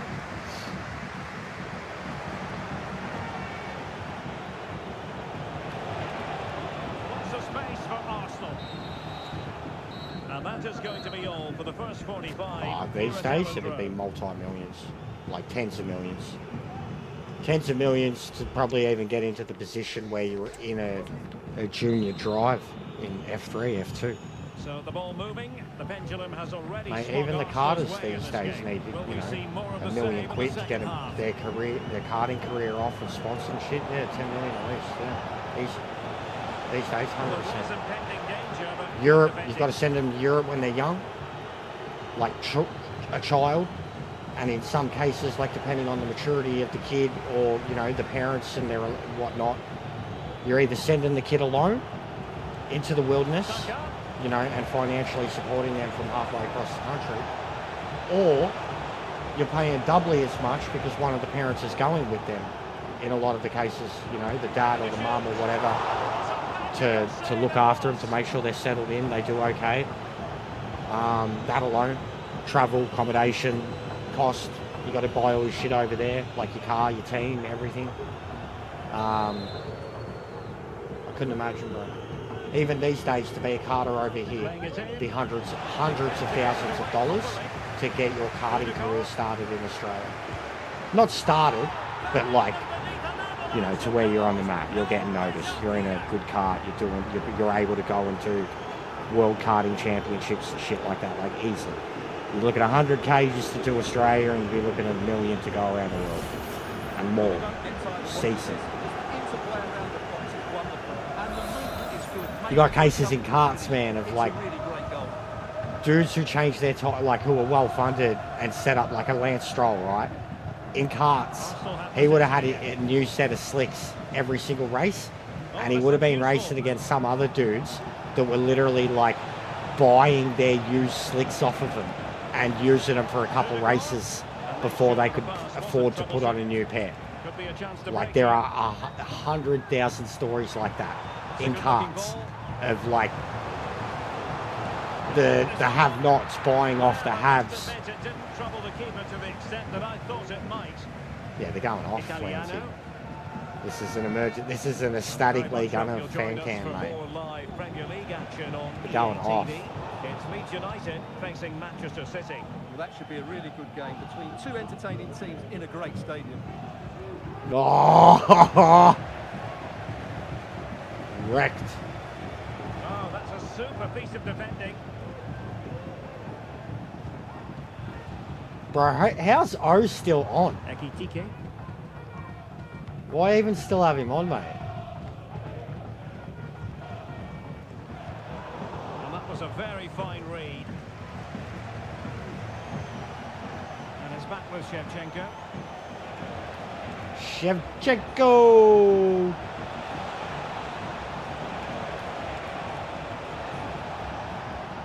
And still pressing.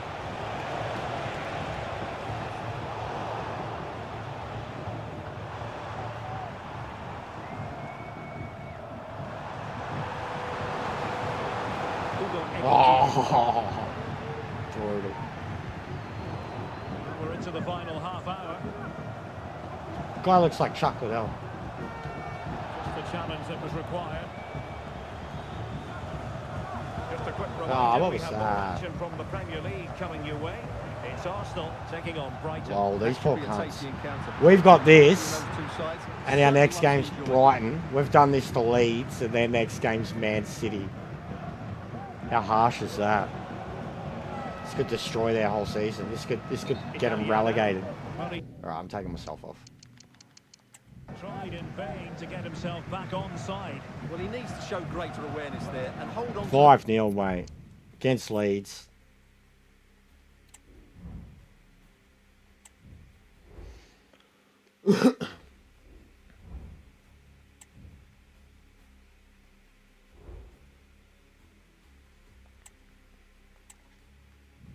Absolutely smashing it. What have we got coming up? 3 league games. It's Christmas too.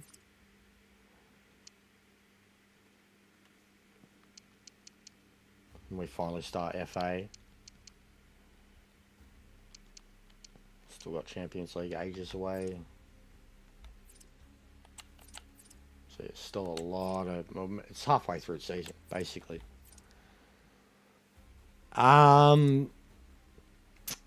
If Ferrari give him the car, but no. If Ferrari have the car, Leclerc will be on top. If Ferrari have a car capable of winning a world championship, like, you know, next year, the year after, it will be Leclerc, not Hamilton. It'll be very much a Piastri and Norris situation. He's done well enough.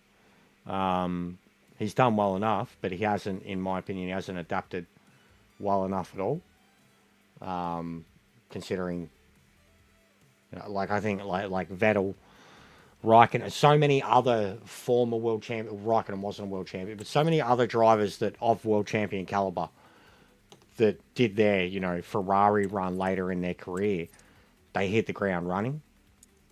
It was usually the team that was failing. And in saying that, Ferrari are lucky to have the 3rd or 4th fastest car on a given weekend. Leclerc's been solidly consistent, and Hamilton's had a tough time. Tyres, and he seems to be already, like, regardless of the communication issues between him and the Italians, which was always going to be a thing in the early stages, he's already whining like he was in his latter bit of Merc. He's already whining, like, about the same things too, you know, can't handle the rear, can't handle the tyres, can't keep the brakes cool. Like, he's whinging about the same things he was whinging about at Mercedes, so... And yeah, no matter what, bro, no matter what, 100% Lounsey, 100%. He's made a brilliant career move in terms of money, man. He's like, not that he wasn't already set up for life, but this is like, this move will set up like fucking Lewis Hamilton Foundation type shit, you know? Like, in 50 years when he's dead, there's going to be heaps of philanthropy shit in his name, based out of this contract, man. Like, this contract has already made billions of dollars, like added billions of dollars to like his business portfolio, to Ferrari's fucking whole GPD. Like, there's definitely money. But at the end of the day, I don't think that he went there purely for money either. I think he wanted to do what any driver who's gone to Ferrari tries to do. Let's try and win a championship in a Ferrari. And it's sadly throughout Ferrari's history, you have to, in most cases, that's how it has to be done. They have to acquire a great driver and then provide them with a great car. Niki Lauda, Michael Schumacher. There's more, but they're the big two ones. Other than that, their cars have, like, Like every time, all right, so even their juniors, like when Ferrari have had a junior in the car from the start, I mean, Giles Villeneuve, man. The dude should have been, had he lived, who knows what he would have been. But that kid, like Leclerc's like the best thing in terms of like a tried and true, you know, homegrown talent that they've had in the car, basically, you know, since he could drive. And they haven't provided him with the car. Like, it's never been on Leclerc that he hasn't won a world championship or like anything like that. Like, they've never provided him with the car, ever. And what he's done, like, he's soundly beaten some incredibly talented world champion teammates. Now he's doing it to Hamilton. They still don't have the car, but he's like George Russell at the moment. Like, he's doing the exact same thing George Russell's doing. He's doing the best he can with what he's got. And what he's doing is consistently finishing 3rd to 5th. And Hamilton's barely able to do that at the moment. He's battling with rookies in slower cars. So, yeah, I don't think it's worked out too great. What are we, 5 rounds in now? Yeah, I don't think it's worked out too great. After 2 rounds, I was giving him a bit of a break. But after 5 rounds, yeah, no, he's a flop so far. A hard flop so far. The best British driver this year has been George Russell, 1000%. Norris is so lucky to have even kind of got the points that he has. And Piastri is very unlucky to not be a 4-time race winner and already a mile ahead because of what happened in Australia. Max is doing his best R. Kelly interview impersonation. I'm fighting with all my life here. You know, and he's doing a good job. He's killing it. In fact, he's already won the race and won it the way he did. He's killing it. But yeah, Lewis is a flop so far. Look at Kimi Antonelli in Lewis's car. Look at Lewis in Carlos's car. And then even Carlos in the Williams now. You know, like Carlos struggling in the Williams. He's killing it in that Ferrari. Killing it in that Ferrari. You know, that Ferrari with him and Leclerc was like 2nd, 3rd, 3rd, 4th, 3rd, 5th, 2nd, 5th all the time. Haven't seen that from Hamilton yet, except in a sprint race where tyres weren't a problem. And then Kimi Antonelli is already like verging on a podium. He's already got a fastest laps under his belt, and he's already led laps, youngest kid ever, in the car that Lewis said wasn't good enough. And George has finished on the podium how many times already? 2, 3? So, yeah, real talk. It's not looking good.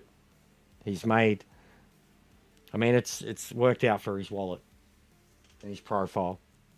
But Fred, who's been great at Ferrari, has shafted Carlos. Carlos deserved to stay in that seat. I think Ferrari were the most unified.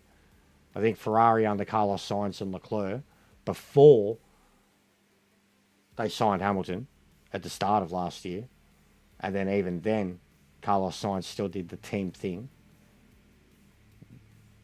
When, like, he still did shit for himself last year, but I think, like, until that point, on paper and with the way they operated as a team, Carlos Sainz and Leclerc were the best on paper teammates. Like, even like Russell and Hamilton, they'd be okay, but the car was trash. And then when the car was okay, they'd get scrappy with each other, and Russell was clearly beating Hamilton. And then when you look at McLaren and Lando and Piastri, they've kind of flubbed it a few times now, notoriously, over 2.5 years already. And then Red Bull were a laughingstock. It was just Max. So I genuinely think Ferrari on paper had the best team, like the best 2-driver, you know, duo capable of, and it showed the fact that last year they were like a point or 2 points off the constructors title at the end of the year. Like they were the most unified version of Ferrari I think we'd ever seen, you know, at least in the last fucking decade. They fucked it up for Lewis. So, but I mean, like, it's not age either. It can't be age because, you know, they've had heaps of near 40-year-old drivers, especially at Ferrari. Raikkonen, Vettel, heaps of them. So, it's on him now. It's on him to get better. And Leclerc's spanking him, to be honest. But it's on him. He needs to step up. Same way fucking Lando needs to step up. Lando is crumbling. This is the kind of occasion we all relish as football fans. Even his drive last week, and now for the action. He only got back to where he got back to because of like luck that went their way at the end of the race. With the lap traffic and shit. But the fact that he hadn't even got that car to second by, you know, or third, sorry, because Max was doing a good job with Oscar. The fact that Lando didn't get that McLaren to third within fucking 5 laps at Jeddah when Oscar and Max had gapped the whole pack, you know, like Max had cheated to have the lead and Oscar was breathing down his neck and they were fucking 4 or 5 seconds ahead of anyone else and Lando was still struggling back in 5th, 6th, you know, struggling to get past fucking, who was it? He tried and failed 3 or 4 times. One of the Mercs? I think it was. One of the Mercs. Had to have been, no, it wasn't Russell because he was further up. Might have been Leclerc. But he was getting owned. You know, like the pace of that car, he should have fucking been in the 3rd position and putting pressure on Max within the first 10 laps of the race, and he didn't even get close to that. The only reason he even did was because of a safety car. And then they used him to kind of better Oscar's position, and then he still didn't close down the gaps on a better set of tyres in a closer race situation at the end. So, and I love Lando. I was one of the guys, you know, when he was Lando no wins, I was backing him hard. I was heartbroken for him so many times. I felt his pain. In Gran Turismo, I have a notoriously bad, you know, it's a good stat, how many pole positions I have, but I've got less wins than poles because of how many times I've started on pole and choked. So I understood that pain. And now even last year, he choked last year multiple times. And the biggest, I've spoken about this before, Brazil last year was the biggest tell on the radio, him on the radio at the Brazil race last year, constantly fucking trying to ask where Max was when Max was starting from last and Lando was starting first and it was pouring down rain. It said so much. There was still 3-4 races left in the season. Kid's in his own head. And now Oscar, who's like cool as a cucumber, exhibits no emotion. Yeah, he's just wrecking him. Humbling him. And Lando has been a gun. He's done great things for McLaren. He's helped rebuild that brand. But Oscar's arrived at the right time and been blooded, and he's so ready to fucking fuck shit up. Quietly fuck shit up. But yeah, anyways, that's my overall thoughts on that, even though you're only asking about Hamilton. That's my TED talk about where the F1's at the moment, in my opinion. It's been an entertaining season too. A lot of the like Kimi Antonelli alone has been really good to watch. And then a lot of the midfield stuff now coming into like round 5. Like every team has scored points. Like there were some teams that didn't score points until after round 20 last year. So every team has scored points this year. That alone says a lot.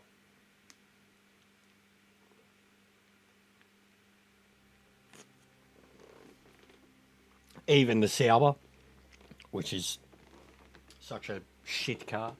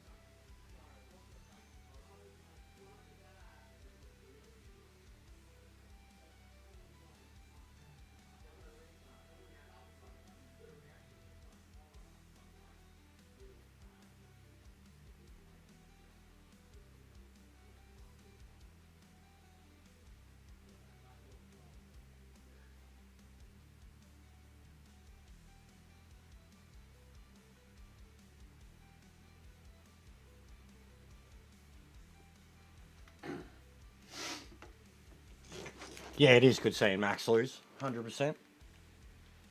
He's a great driver, though. I mean, people, bro, got to the point where people love seeing Lewis. I mean, no matter what, you can complain about Max all you want. Lewis won 7 in a row, bro. Like, that shit's boring. Like, Max got 4. You know, and it's going to stop now. Is the Emirates Stadium in So, North London. I'm your match commentator, fucking Derek Ray, and my partner, Michael had 5 in a row, but had like 7 in like 10 years. Premier League action coming right up. It's Like, yeah, I don't know. The way people rag on Max, man, like a lot, and fucking Lewis, it's okay. And a lot of the time, they're Lewis fans. Like, all right, mate, he did it for twice as long. So it's just, Max is good, man. Like, he's very good. Very, very good. Let's have a look at the initial 11 for the visitors. Well, this system gives them a good defensive I'm base. not going to go there, bro. Well-drilled It's back 5 four, years ago. A solid midfield with wide players tucking in, and 2 forwards who can press And the ball. arguably he has Does it provide enough his fluidity history going on it. forward? I'm never sure. Him and Fernando. There's history there, bro. But I'm not going into it. It's 5 years ago, honestly. I like Lewis. I support Lewis, but get over it. Lewis is over it, Well, mate. that's one of them. Opportunity. Well, nearly shaving the crossbar with that powerful effort. And it wasn't handed to him. It was one shitty decision at the end of the season. The fact that it even come down to that point in the season, Well, how can you stop it? Max, If you get too tight, Lewis he'll was use the losing it as space. it was. Turn and run at you. It was Add that definitely to his luck in the box, and you can stipulations see and why shit he's goals. that went his way in that one in particular. That's a fine save. It should have been stopped. It should have been changed or whatever. It shouldn't have Played happened. short. But it did. And it hasn't been changed, and it's history. We've had many different fucking Forcing the mistake. races since. Been disappointed had he speed Lewis that is one. in another team. No one will probably still break his record. I don't think Max cares to break his record. Italiano. I think the only reason he probably would do it would be to really piss off the Lewis fans, but he doesn't care enough. He really doesn't. Doesn't exist on social media, so why would he want to piss off Lewis fans? Because all they do is whine on social media. Good use of the LH ball. fucking 44 I think a hashtag. wasn't the best of passes. Rosberg was a gun. Absolute gun. That got second fucking treatment in the team for so long, bro. Absolute gun. I understand why he got the World Championship and left. Perfect challenge. He won the World Championship as the number 2 driver. He was like, take that, Sir fucking Lewis It's a lot. perfect challenge. And he got the fuck out of there. Abdallah Sima. Rosberg was a gun. Dead set gun. But you could put that down to nepotism too, seeing as his dad was a world champion. Hill. But good on him. There's not many cases of people who have replicated their father's world championships. I think there's only like 3. Saka. He was one of them, so good on him. Italiano. He's a great commentator now. He's hilarious as a commentator. Hilarious troll on Twitter and shit too. Abdallah Sima. That was the most entertaining Mercedes year, man. And look how long ago that was. Like, when Nico left that team, Lewis had no competition. So that alone, like, Italiano. bro, the Lewis years were so fucking boring. They were the worst thing for F1 ever. Like, they were the worst. The Max years, Cutting off the supply. like, at least because of Netflix, and they made racing spicy again, bro. Sorry. The rest of the fans around the world hated the Lewis era. John. Like, it's mostly the Lewis fans who really got into Max. Like, and then the people that complain about it being boring or the same thing are definitely not people who've watched F1 through the whole way. Because there's been so many of those eras. But my fucking God, Lewis's was the biggest one of them. So, like, to say that one person wins too much when Lewis has literally won more than anybody else in history, like, it's a bit rich, is all.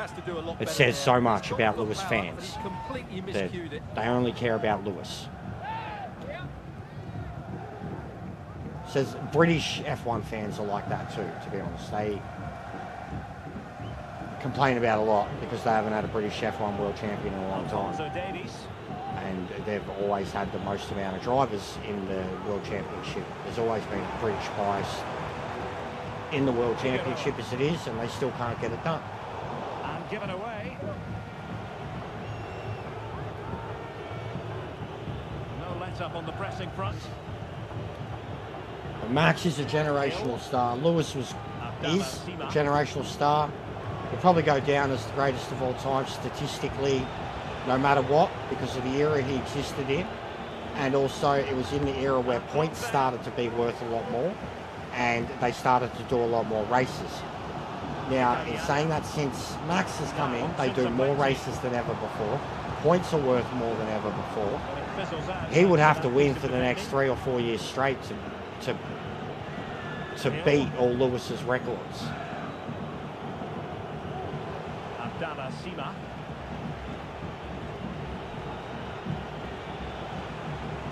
Fine work from Arsenal to win it. But bro, he's washed, man. I'm sorry, but he is washed. He's the GOAT.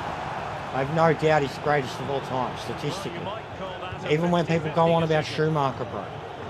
The right driver in the right place, like, and not even that, actually, I'll give Schumacher a lot of credit because he walked away from a championship winning team 2 in a row to go to Ferrari and try to make them world champions, which they hadn't done since the 70s. So I give Schumacher the credit for that. And it took them 3 or 4 years to build up that team and that car. But then once they got there, like, with the exception of 98, 99 and the McLarens, there was never competition, ever, with Schumacher. You know, a couple of guys here or there, a couple of races here or there, but there was never competition there. He literally had that record for so long where he fucking scored in every race of the year, and I think he got a podium every race of the year. 19 races, something like that, 17 races, like. So it's always existed, man. Like, and Schumacher's the true GOAT, you know, the Messi type argument. Like, nobody fucking argues it, but again, like, his first 2 world championships, he fucking cheated. Like, and then he tried to cheat for more world championships in the Ferrari and failed. Like, I can't rank them all against each other, bro. Like, I'm an F1 realist. I'm an F1 Uber fan. I know F1 history. Even Senna. I bring this up a lot. Also a cheat. Also a cheat. One of the greatest of all time. The greatest pure driver there was. But an incredibly sore loser. And a cheat. Someone who won a world championship by cheating. Because it had been done to him. And then he did it. And then Schumacher did it. And then Schumacher did it again. And then Schumacher tried to do it again, and the dude was like, no, get wrecked, son. So, when people rate them two as the greatest of all time, they both cheated for multiple world championships. Like, literally, in the case of both of them, Senna and Schumacher, threw their car into another car to win a world championship. That's worse than Max Verstappen sitting in his car and getting told all this stuff's happening on race radio, and he goes through and legitimately passes someone and wins the championship. That is 10 times worse than Max Verstappen. Throwing your car into the opponent, the only other person that can win the championship from you, to stop them from scoring. Like, you're already ahead. They don't score, you win. You score points, you win. Well, crash into him. We both don't score, I win. He did it twice and tried to do it a third time. And the guy, like, literally seen it, and Schumacher crashed himself out. That was against Villeneuve. So, that's history. Senna did it with Prost. They did it to each other. Hamilton never did it. Max never did it. Debatably, they both did, because they crashed into each other multiple times that season. Multiple times. And arguably the Monza one is on The Silverstone one's on Lewis. The Monza one's on Max. The Brazil one's on Lewis. An interesting pass. Like, they crashed a lot of times that year Oh, but brilliantly read and to took cut each it other out. It looks so promising. So, Is it going to be? not to win the championship, but through the year. Big crashes. Huge crashes. Short corner it is. But like the way people treated Alessandro Bastoni. Max after the Silverstone one, in which he literally nearly died, and Lewis was at fault because it was Silverstone and it was Lewis, and it was the F1. They didn't give a fuck, and Max literally nearly died. Like, he didn't, he was fine. But it was the highest G, highest speed impact, like, that F1 had seen in so long. And people just didn't give a shit. They were like, oh, cop that. But it was Lewis leaving him no space and clipping him off the track at 300 plus kilometre an hour. So, people do rate Prost to be better than Senna because he didn't let passion. He did do that one moment and he was disgusted. And I don't like Prost. He did have Prost, like if you rate Hamilton and think Hamilton was robbed of a championship with the FIA, then you should 100. How am I injured? You should 100% think that Senna was robbed by the FIA too, because the FIA and the French rule of it, and then even the turbo era, which was made for the French, like they were 100% like playing the game to make, like they were fucking screwing Senna over so hard. And Prost didn't need to do it, but like, and he proved that too. Multiple champion, multiple teams, and he went away from Senna and still won a championship and then retired. Like, It's Arsenal facing Burnley. no, I'm not injured. I'm not. I'll run it out, bro. It's fine. It happens heaps. What do they say it is? Shoulder or hip or something. He'll be fine. Honestly, I reckon he'll run it out. The danger averted. He's still got plenty of stamina. You don't insta-sub him, bro. Because then that guarantee, it's like Marino, man. Remember Marino going off with that chick? You don't insta-sub him, bro. Unless they got a fucking, clearly got a broken leg and they can't stand. Don't insta-sub him. It's a waste of a sub. And it guarantees they've got an injury, that they need physio or whatever. Let him run it out. My guy's got maximum toughness. Especially if it's like, you know, if it's a foot or a leg, you get a bit of a worry, or if it's a shoulder or whatever. But give him 10-15 minutes to try and run it out. See, there you go. It's gone. Happens all the time, bro. I kind of know when he's really hurt too. Like, he won't stop grabbing the injury. You know, if I keep him still for one moment.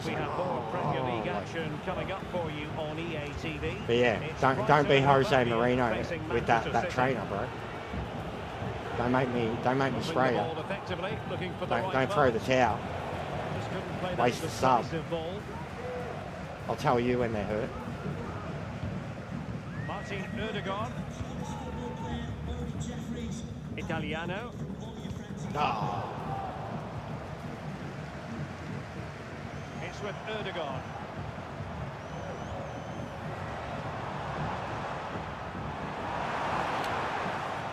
That is how to keep it out of the net. Alphonso Davies. Effective press. Oh, yeah. Brighton couldn't keep it. Oh, wrong guy. Sima. Right, time for a scoring update in the Nottingham Forest game. Alex Scott, what has happened? Yeah, second one for Nottingham Forest. Could the goalkeeper have done better? Yes, but let's not take nothing away from that finish. They're pulled ahead by 2 with 69 minutes played. Thank you, Alex. Well, the Arsenal fans can sense a winner coming here, but can they create one more big chance?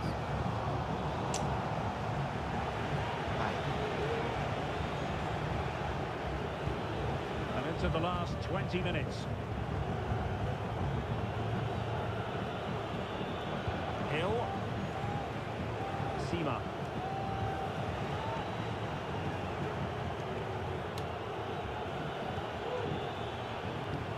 There we go. Come on. Give it back, give it back, give it back. Saka. Wasteful from Brighton. An encouraging Arsenal move. Oh, why'd you do the extra pass? Jan Cotto.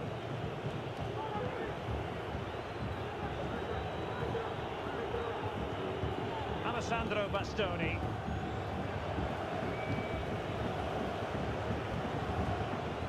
Minutes left for play. Saka. It's a good pass. Come on, come on, Back oh. in play. And the move breaks down. Wow. Well, He was in, Arsenal easily be leading and he now. put so much. Certainly looking threatening. You just sense a goal is coming here. Yes, a really open flow to the game. Get out End-to-end of here. stuff. Took a really smart piece of defending to stop them. Well, time is running out to get this winner, but the fans certainly believe it's coming. Come on, mate. Listen to the noise. What a fantastic finish we could have here. Good use of the ball, but can they trouble the defence? Is this the moment? Oh, Commanding goalkeeping. come on, bruh. Porto. Oh, good, good, good, good, good. Arsenal Come on, remain come on. the front foot. Back, back, back, back. The winning goal. Oh, you fuckwit, you fuckwit. Get it, get it, get it. Duarte. Nice, Timely intervention. nice. Oh, for fuck's sake. Porto.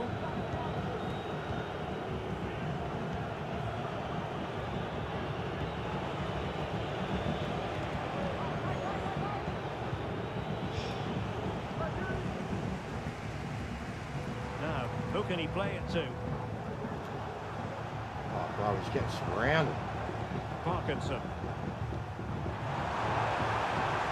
Saka. Mopping up defensively. Well, after pressing like that, maybe the short route to goal. Oh, it's in! Oh, goal! That wasn't part of the plan. An own goal is in. Yes! And no Look at wonder this! his head is slumped. Well, as you can see, it came off him last, and as a result, it will be an ungoal. Oh, that's sick. Clutch, 1-0 then. clutch. Come on. Let's go, we're in again.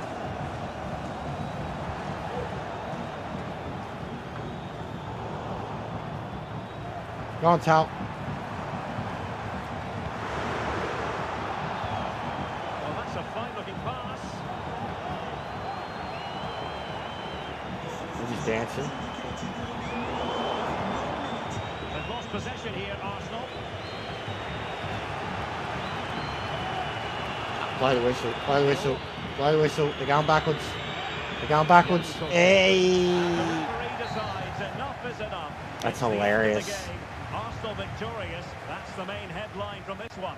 Yes, Derek, well, it could have gone either way, couldn't it? It's so competitive for much of the game, but they kept pushing, kept believing, and probably deserved the winner in the end. A great result.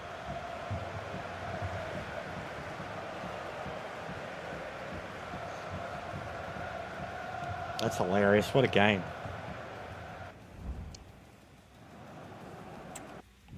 They put up a good fight, mate.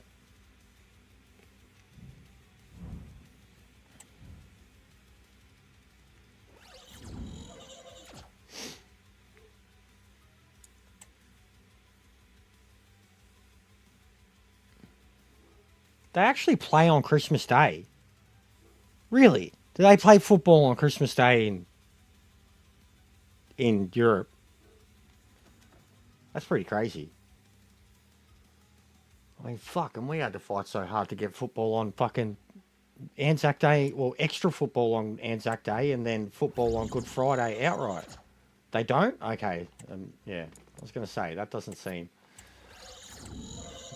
right. 26, December 25th. Yeah. Doesn't seem right.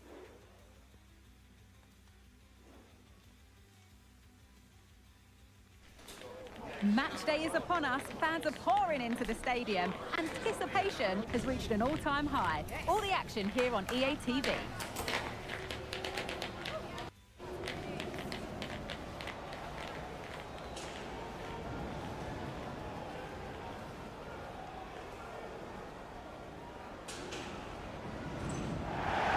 Well, this is a ground. Yeah.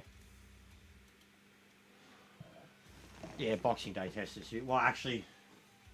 What else? Oh, no. So the other thing we have on Boxing Day is... I mean, it's not... I don't really care about it. But the Sydney to Hobart starts Boxing Day 2. Hobart to Sydney? Sydney to Hobart. Both of them. Boxing Day test. One from Sydney coming down and the other one's in Melbourne, obviously. And then the New Year's test is Sydney for us. But yeah, Boxing Day's iconic for that. And it used to be a big shopping thing here too, but even now, like with... It isn't really anymore. Like, because, you know, you've got like Black Friday and shit in November and stuff like that now. Like, even we get that over here. But Boxing Day, if anything, it used to just be like... If you weren't on holiday already or away on your Christmas, like it was like shopping and sport. Those are the two things for Australia and Boxing Day. But for us, like usually we'd already be going away. Like basically we'd do, yeah, bro, I know. That's what I mean. Like, and that's why I think it's dead now because Black Friday sorted it out. You know what I mean? Like Black Friday, people get all their Christmas shopping done and you're not going to beat those sales anyways when you're getting like Amazon Black Friday shit. But yeah, it was always like a Boxing Day sales, bro. It was always a big thing in Australia, man. Like even as a kid, I remember it, you know, like if you got fucking a little bit of money or whatever, you wanted to go buy a game. It'd be like say if it was a game that come out like, you know, 2-3 months earlier that was full price on Boxing Day, you knew you could get it like 50%. That was always the thing. Yeah, no one's got money to spend, that's true.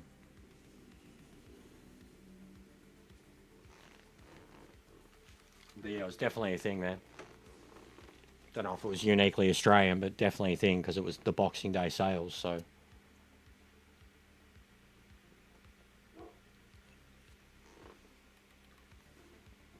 Alright.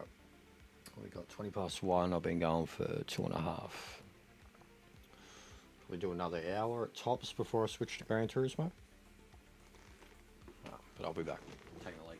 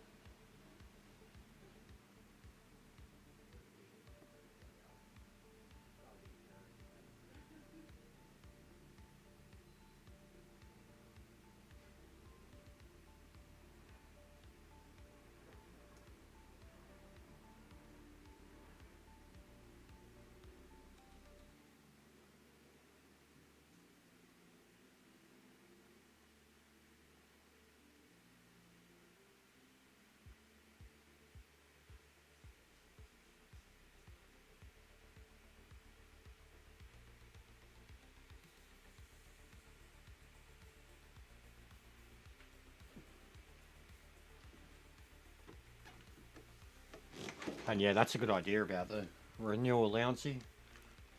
I stupidly have to do it month at a time or 3 months at a time, but That boasts some of the that is a great finest idea. views of any that you'll find in England. It's Burnley's Turf Moor. I'm Guy Mowbray. Man, Joined Burnley's for and commentary by Aston Sue Villa's Smith. kits are An so extra similar. gift all wrapped up for you to enjoy. It's Burnley versus Arsenal.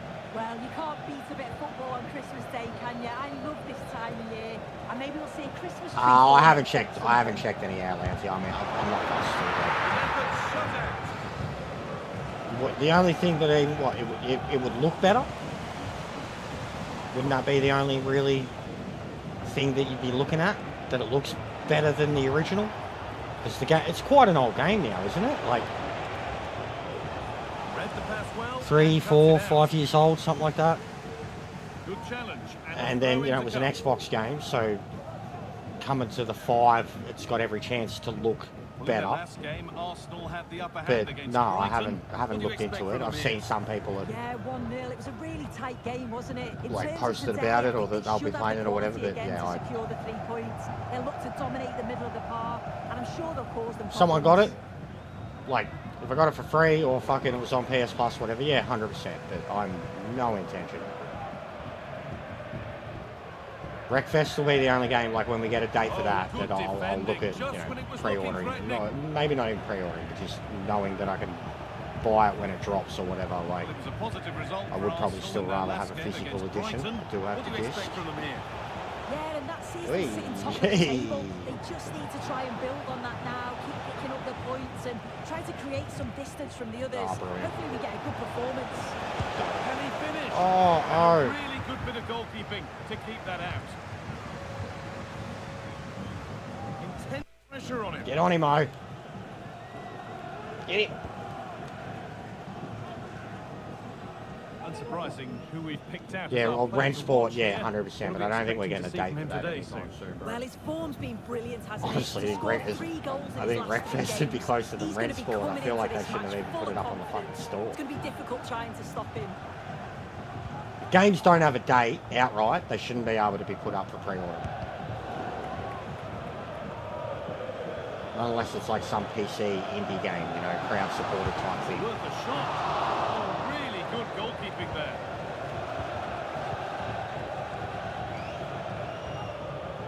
No date, no money. Odegaard.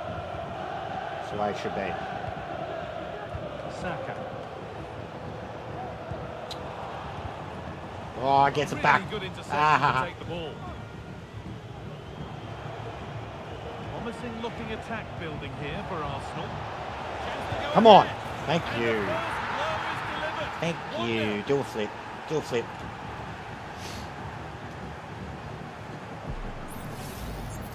Here we can see it again, and this is really good strength. He uses his body well, and once he gets a yard, he finishes it nicely. Really good composure. So it's 1-0 as the game restarts.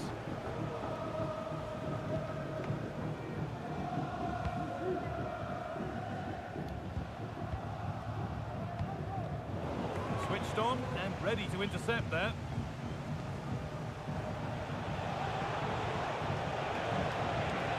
Point space and he's finding it.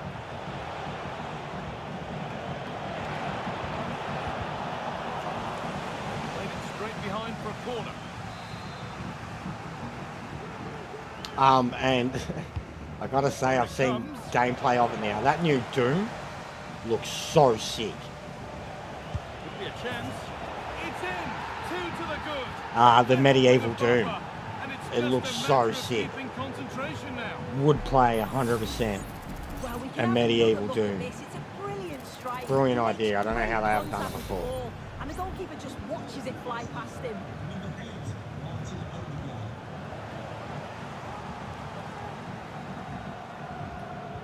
Get some fucking for whom the bell tolls cranking. Struggling to keep the ball there. Creeping death.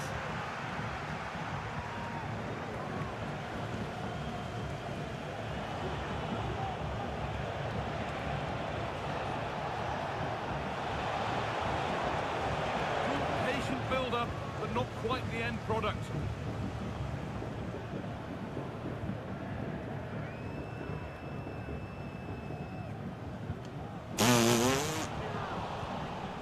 I literally didn't do a thing. I just stood there and he ran into me. Now it needs a good ball in. There's a guard. Oh, what was that, you duck? Flash on goal there, but power wasn't the answer. It's missed by a distance.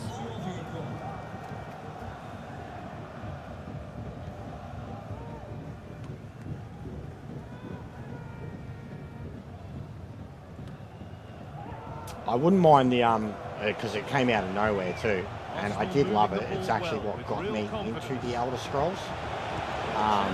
The Oblivion, the Oblivion remaster. They come out of nowhere. It looks really nice. Like, plays exactly the same, but the gameplay for those games are always perfect. But like, it was a long time ago on PS3. That game, a long time ago. Like, fuck, I was like 22 when I was playing that game. 22, 23. So it was a long time ago. And like, they're using the Unreal Engine 5 for the fucking graphics overhaul. It looks stunning. Still plays exactly the same. So it's gonna, like, I don't know. It's like Dead Space impressed me that much with its remake too, and that was a PS3 game. And like, again, that had a mad graphical overhaul. In the right position to cut out but there was still plenty of times where like it played like a PS3 game, but then there were other times where like I thought they'd improved it drastically, like on the control system and shit. I don't know if Oblivion so much would get that treatment, but it looks so good. And the world of any of the Outer Scrolls worlds, Oblivion, Morrowind, fucking Skyrim, they're all sick to look at. Just the type of game that, like, the moment you walk out of the dungeon, you know, in the first 15 minutes, it's like you do whatever you want. Turn around in possession, excellent Such good positioning. games.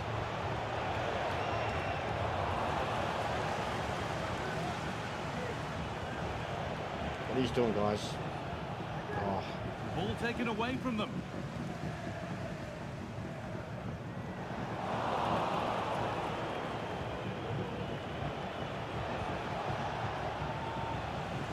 Yeah, I'm keen to play it. I am keen to play Loungy. I'm hooked on Cyberpunk at the same time. But I will get around to it on a weekend soon. Probably when GTWS is over, I'll get a little bit more time that I can squeeze it in there somewhere.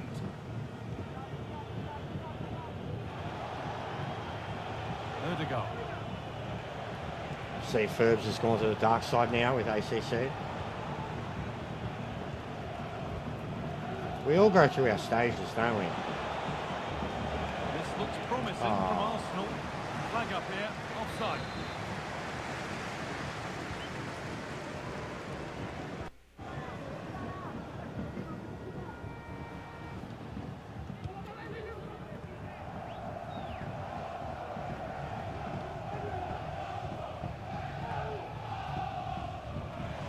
Pass was read and the ball has changed hands. A goal at United. Over to Alex Scott. Yeah, it's a goal for Spurs. It's all even Stevens at 1-1 with under 5 minutes left to play till half-time. And Alex will keep us updated.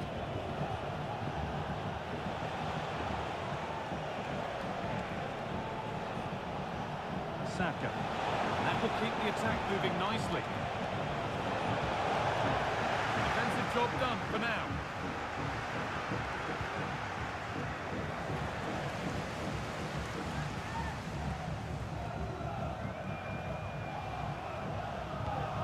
And the pass narrowly fails to reach its target. Throw in to come.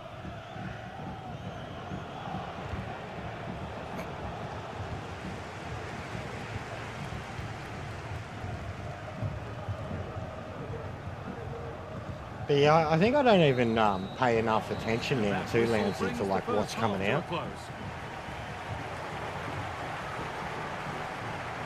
Yeah, back in the day, I do remember that.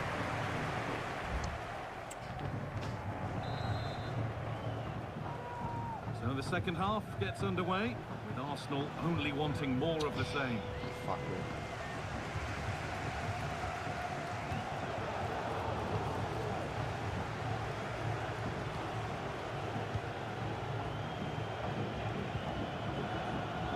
Williams. Odegaard. Saka. This could be dangerous.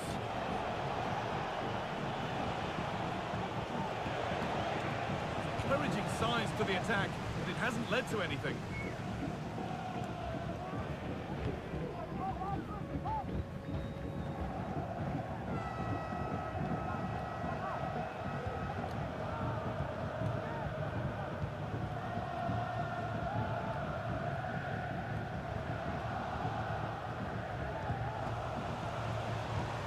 And your complete coverage of the Premier League continues here on EA TV as Burnley face Fulham. All the action live on that one. Yeah, the fixtures coming thick and fast, eh? Should be a good game, that, though. Looking to put the cross in. Nicely played. Saw the threat and stopped it.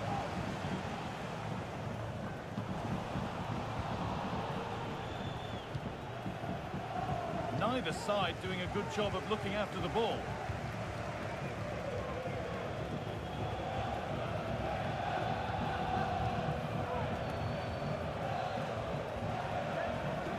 Arsenal regaining possession. Odegaard.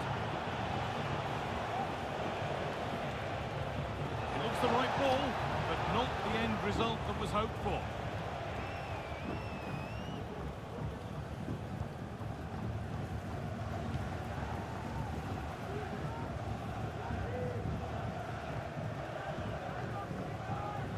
This is a lovely spell of possession.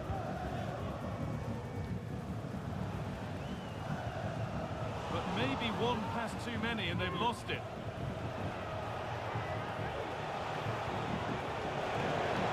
Good run. Now can he pick out the right option? This has to be. The keeper quick to get across and make the save.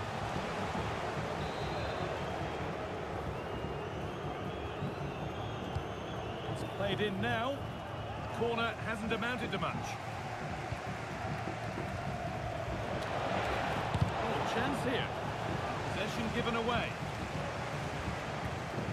And the Premier League continues with another offering soon for you on EA TV as Arsenal face Aston Villa.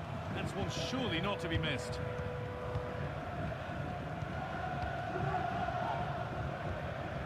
Now there might be a chance as they keep it moving. And stopped in their tracks with a change in possession.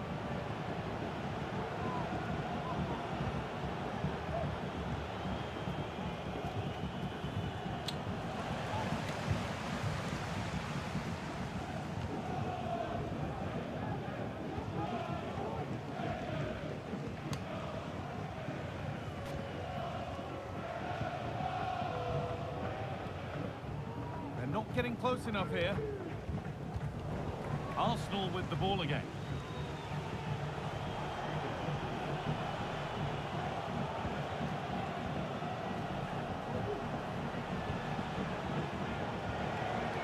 Saka. This could be another goal. And Done. He's off. Oh, oh my God. There's no way they can throw this away now. Absolutely Done. dominant.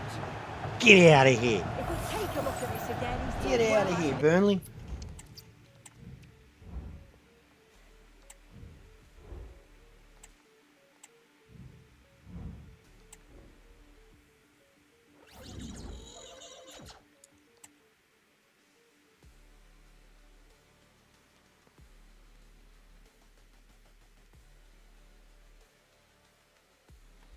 Fucking what year are we in?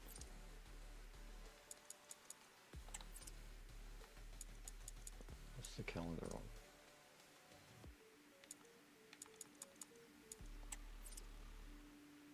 '34, 2034. So the 34, 35 squad. Look at the lead, mate. No injuries this year. Let's fucking go.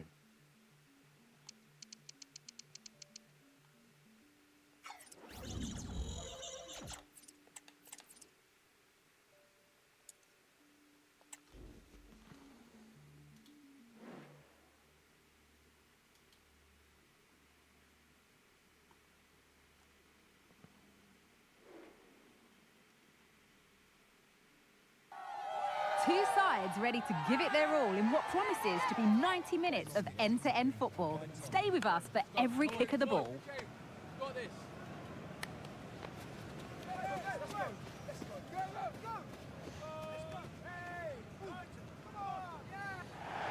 Hello from Villa Park, a football venue since the 19th century and still one of the best today. I'm your commentator, Guy Mowbray, joined by Sue Smith. We've got action from the Premier League here today. It's Aston Villa versus Arsenal. Well, thanks as always, Guy. It's a real pleasure to be here. It's been buzzing ahead of kick-off. Let's hope the football lives up to the atmosphere. This is the home side's team today. It's a 4-5-1, or you could say a 4-2-3-1. This does offer plenty of threat going forward with the three behind the central striker. We may see the wide midfielders cut in and the full-backs push on, while the defence is still protected from the two holding. Great chance here. Still danger. Oh, but the flag's up. The keeper can breathe a huge sigh of relief. No VR, Lounsey. So yeah, that surprises me too. No VR, mate. Flat screen only. Pancake mode. Right. Well, in their last game, Arsenal had the upper hand against Burnley. How do you think they'll fare today? I think Assetto Corsa has VR mods. I think they'll have a huge belief going into the game today. But yeah, They'll it's look not to officially dominate supported by possession, VR, create no. chances. They'll expect another 3 points.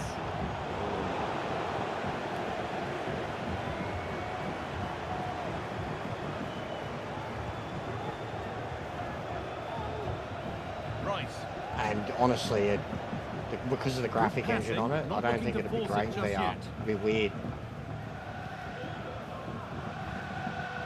It's a different graphic engine, you know. I reckon it'd fuck with your eyes.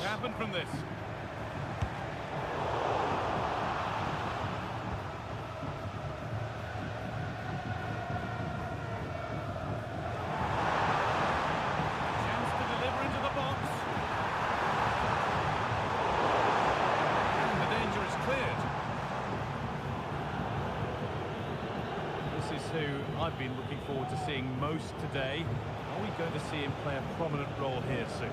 Well, he's just a natural finisher, so clinical in front of goal. It just makes it look so easy, and it's going to be so difficult for the... Here's a chance! Oh, against the bar! Bro! Crucial defending.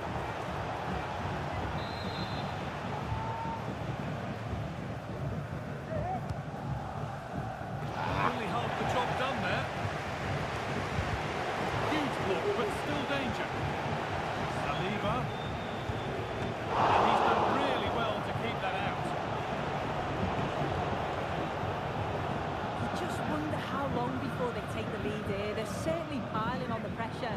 They just need that clinical finish now. They're going to try and make the keeper work again as soon as possible. And set up the chance. To edge ahead. Oh! Pretty good save by the keeper.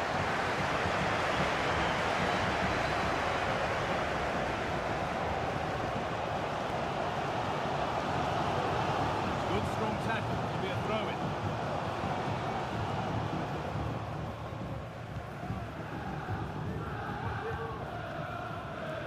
Declan Rice.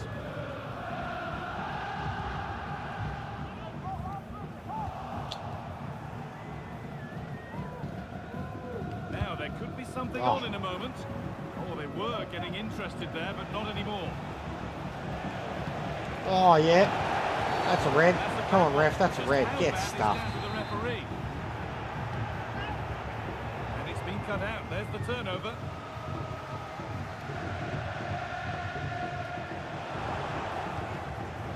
And it's on now. And the keeper more than equal to it. Kick played in. That will ease any defensive worry. Have a go here.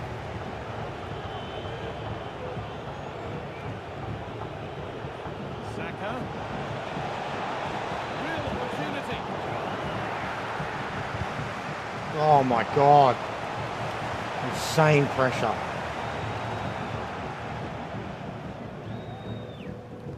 A goal elsewhere, and give you all the info. Here's Alex. Yeah, it's a goal for Hull City. They've scored the opener here from 23 minutes played. Alex there keeping us informed all the way.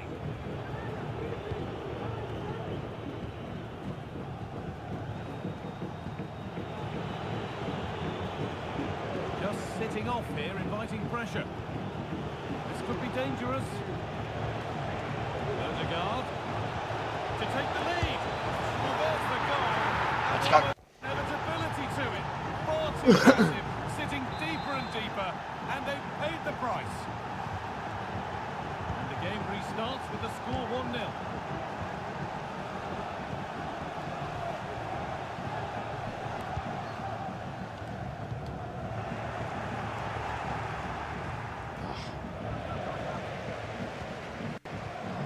Good work from Arsenal to win back The possession. amount of interceptions I've had.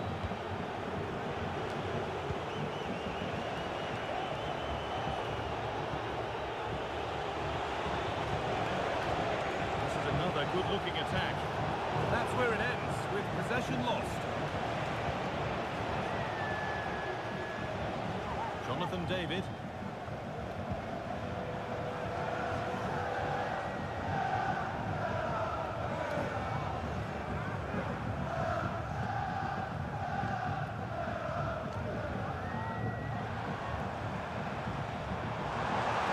And a cross that could be dangerous. The attack comes to an end, disappointing.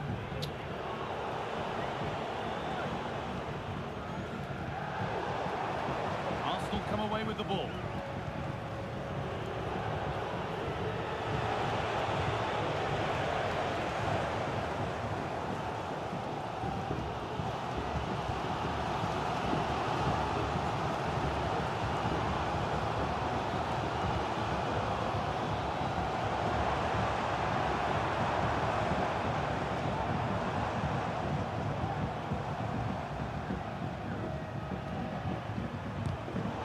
The approach play looked encouraging, but good defending to snuff out any threat. Now time to cross to Alex Scott with news of a goal. It's a goal for Manchester City. They're back level. It's 1-0 with 37 minutes played. Thanks to Alex for the update. Fuck me, Possession man. given away. So wasteful.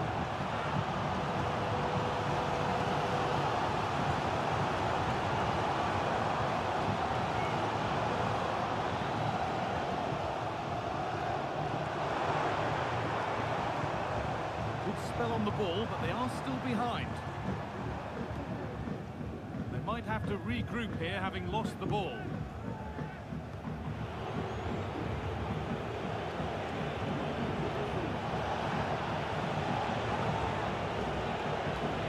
Options available in the middle. Come on.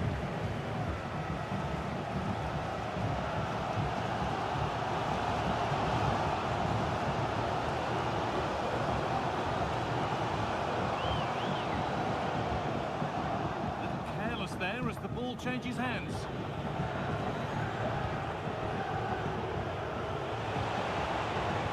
Can he finish? They've got another, and he's got Good another. shit, Tal. 2 for the game. Beautiful. And the game restarts with the score 2-0.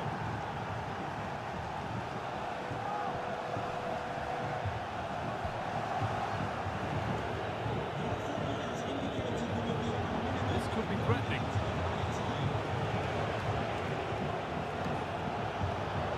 Odegaard, genuine chance. That's it. And they're 3 in front now. What a performance this Well, has been hey, so mate. far. Well, if we watch this again, it's all about being alert in and around the box. And when the ball falls, 3 goals it's instantly. clinical. Just boom, boom, That's a boom. really nice finish. Well, that's going to be all for the first half here at...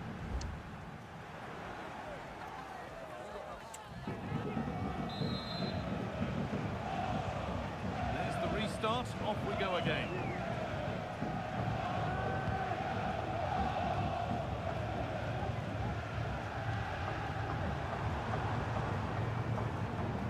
That's a good ball.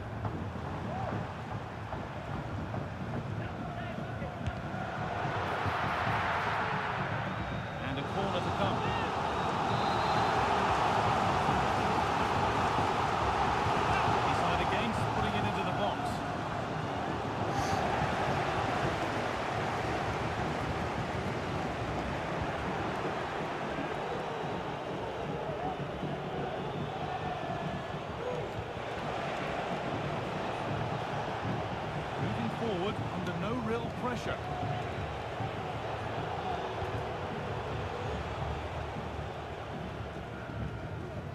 Good work to recover possession. And this could be. That one goes out and away. No forward pressure, they're waiting to be attacked. Well, we can catch up with the details on that injury now from our man Jeff Shreves. Word from the benches, he's actually twisted his knee. That's why he's been trying it out. At the moment, he's carrying on. Cheers, Jeff. Well, we have more knockout football coming up for you here on EA TV as Villa face Tottenham. Really hope you could be with us for that. Yeah, they're away from the pressures of league football, a chance to progress through to the next round. Should be an exciting game. That'll go out for a corner. It's away, but it's not finished yet. No worries, mate. Have a good day, Lancey. Well, they've done the Be on hard Gran work, Turismo it in a seemed, bit. but no end product. Just hit 3 Yeah, hours. there's been a goal. Oh, It's let's happened at go. Turf Moor. Here's Alex Scott. Yep, it's a Fulham. They're back in this now with 53 minutes played. Alex keeping us right up to date. Rice.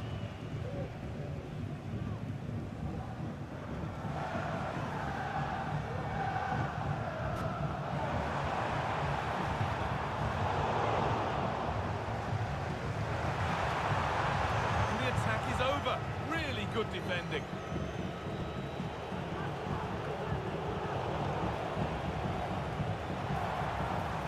Won't take it from him there.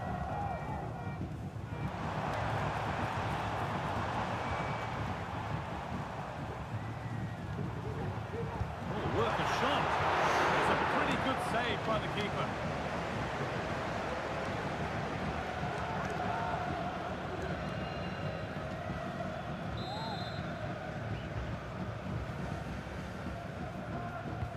Corner kick played in.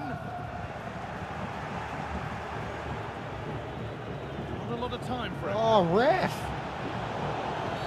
And the referee sees that as a foul. Just a Free kick to foul. come.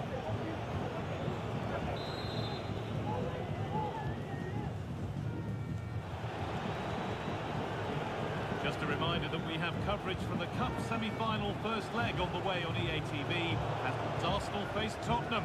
Really hope you can be with us for that. Yeah, down to the last four. It's really exciting now, isn't it? I just wonder how cautious both teams are going to be with so much at stake, but I'm sure there's going to be some great football on show.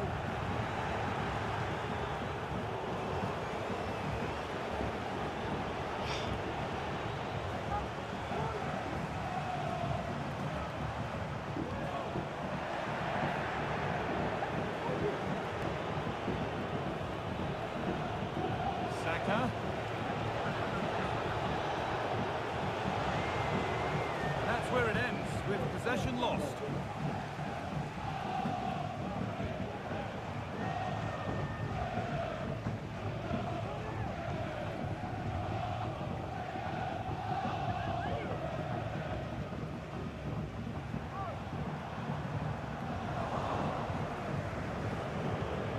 Ah!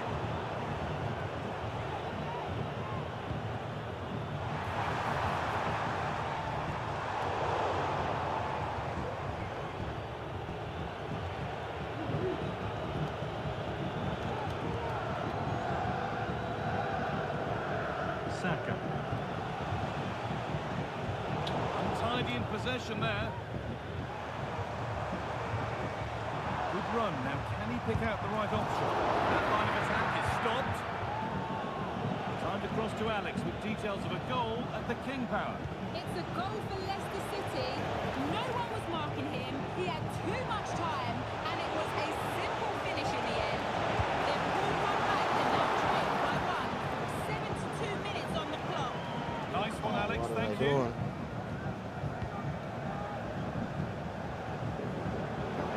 Yeah, we'll take him off. That one's gone out. Throw in to come.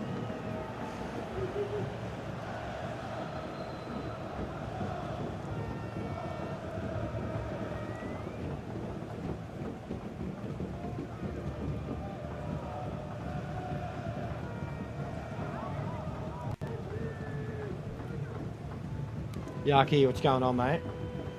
I'm about to get ready to switch over to Gran Turismo. Start getting ready for the next race that we have tomorrow.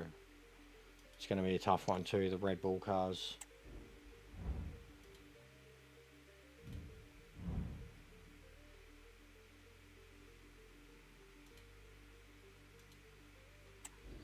But we're killing it here. Didn't lose a game today.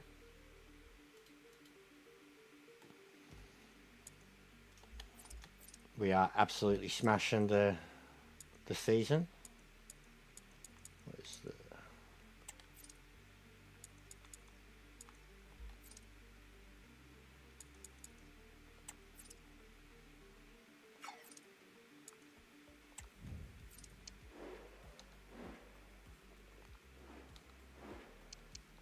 Yeah, Premier League, we are very clear. Very, very clear. We're still going. We're about to start FA. Semis, Carabao. Won the Super Cup already, and we're killing it in the Champions League, leading that too. So we're cruising. Cruising, mate. Scored a lot of goals today. Some good football. Oh!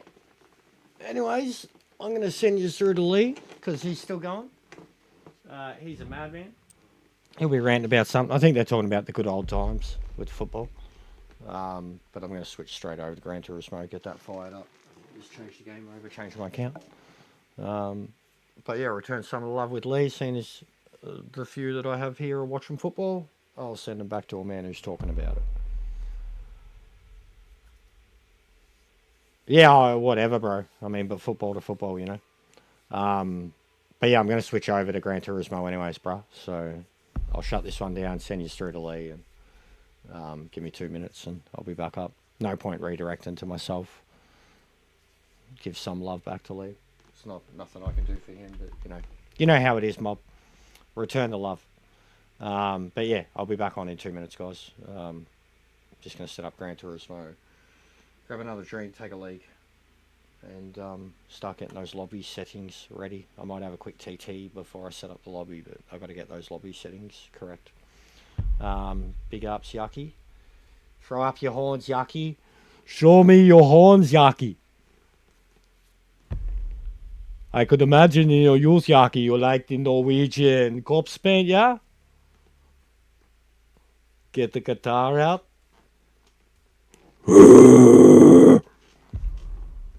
Love me some fucking Dutch, European, fucking Norwegian, Scandinavian, whatever metal, mate. It's all pretty nasty and funny. Anyways, go say hello to Lee. I'll be back in 2 minutes. If you want to check out some of the, it's at Spa too, the next race, Jackie. It's going to be a big one. Red Bull car, 22 laps, all tyres required, Spa. It's going to be tough. So I'm going to have a lobby up for that today. See how many subs we can get today, if we can get any more, like hosting. And then tomorrow we're going to push for the, 1700. So we're cruising. But yeah, go say hello to Lee. I'll be back live in 5 minutes.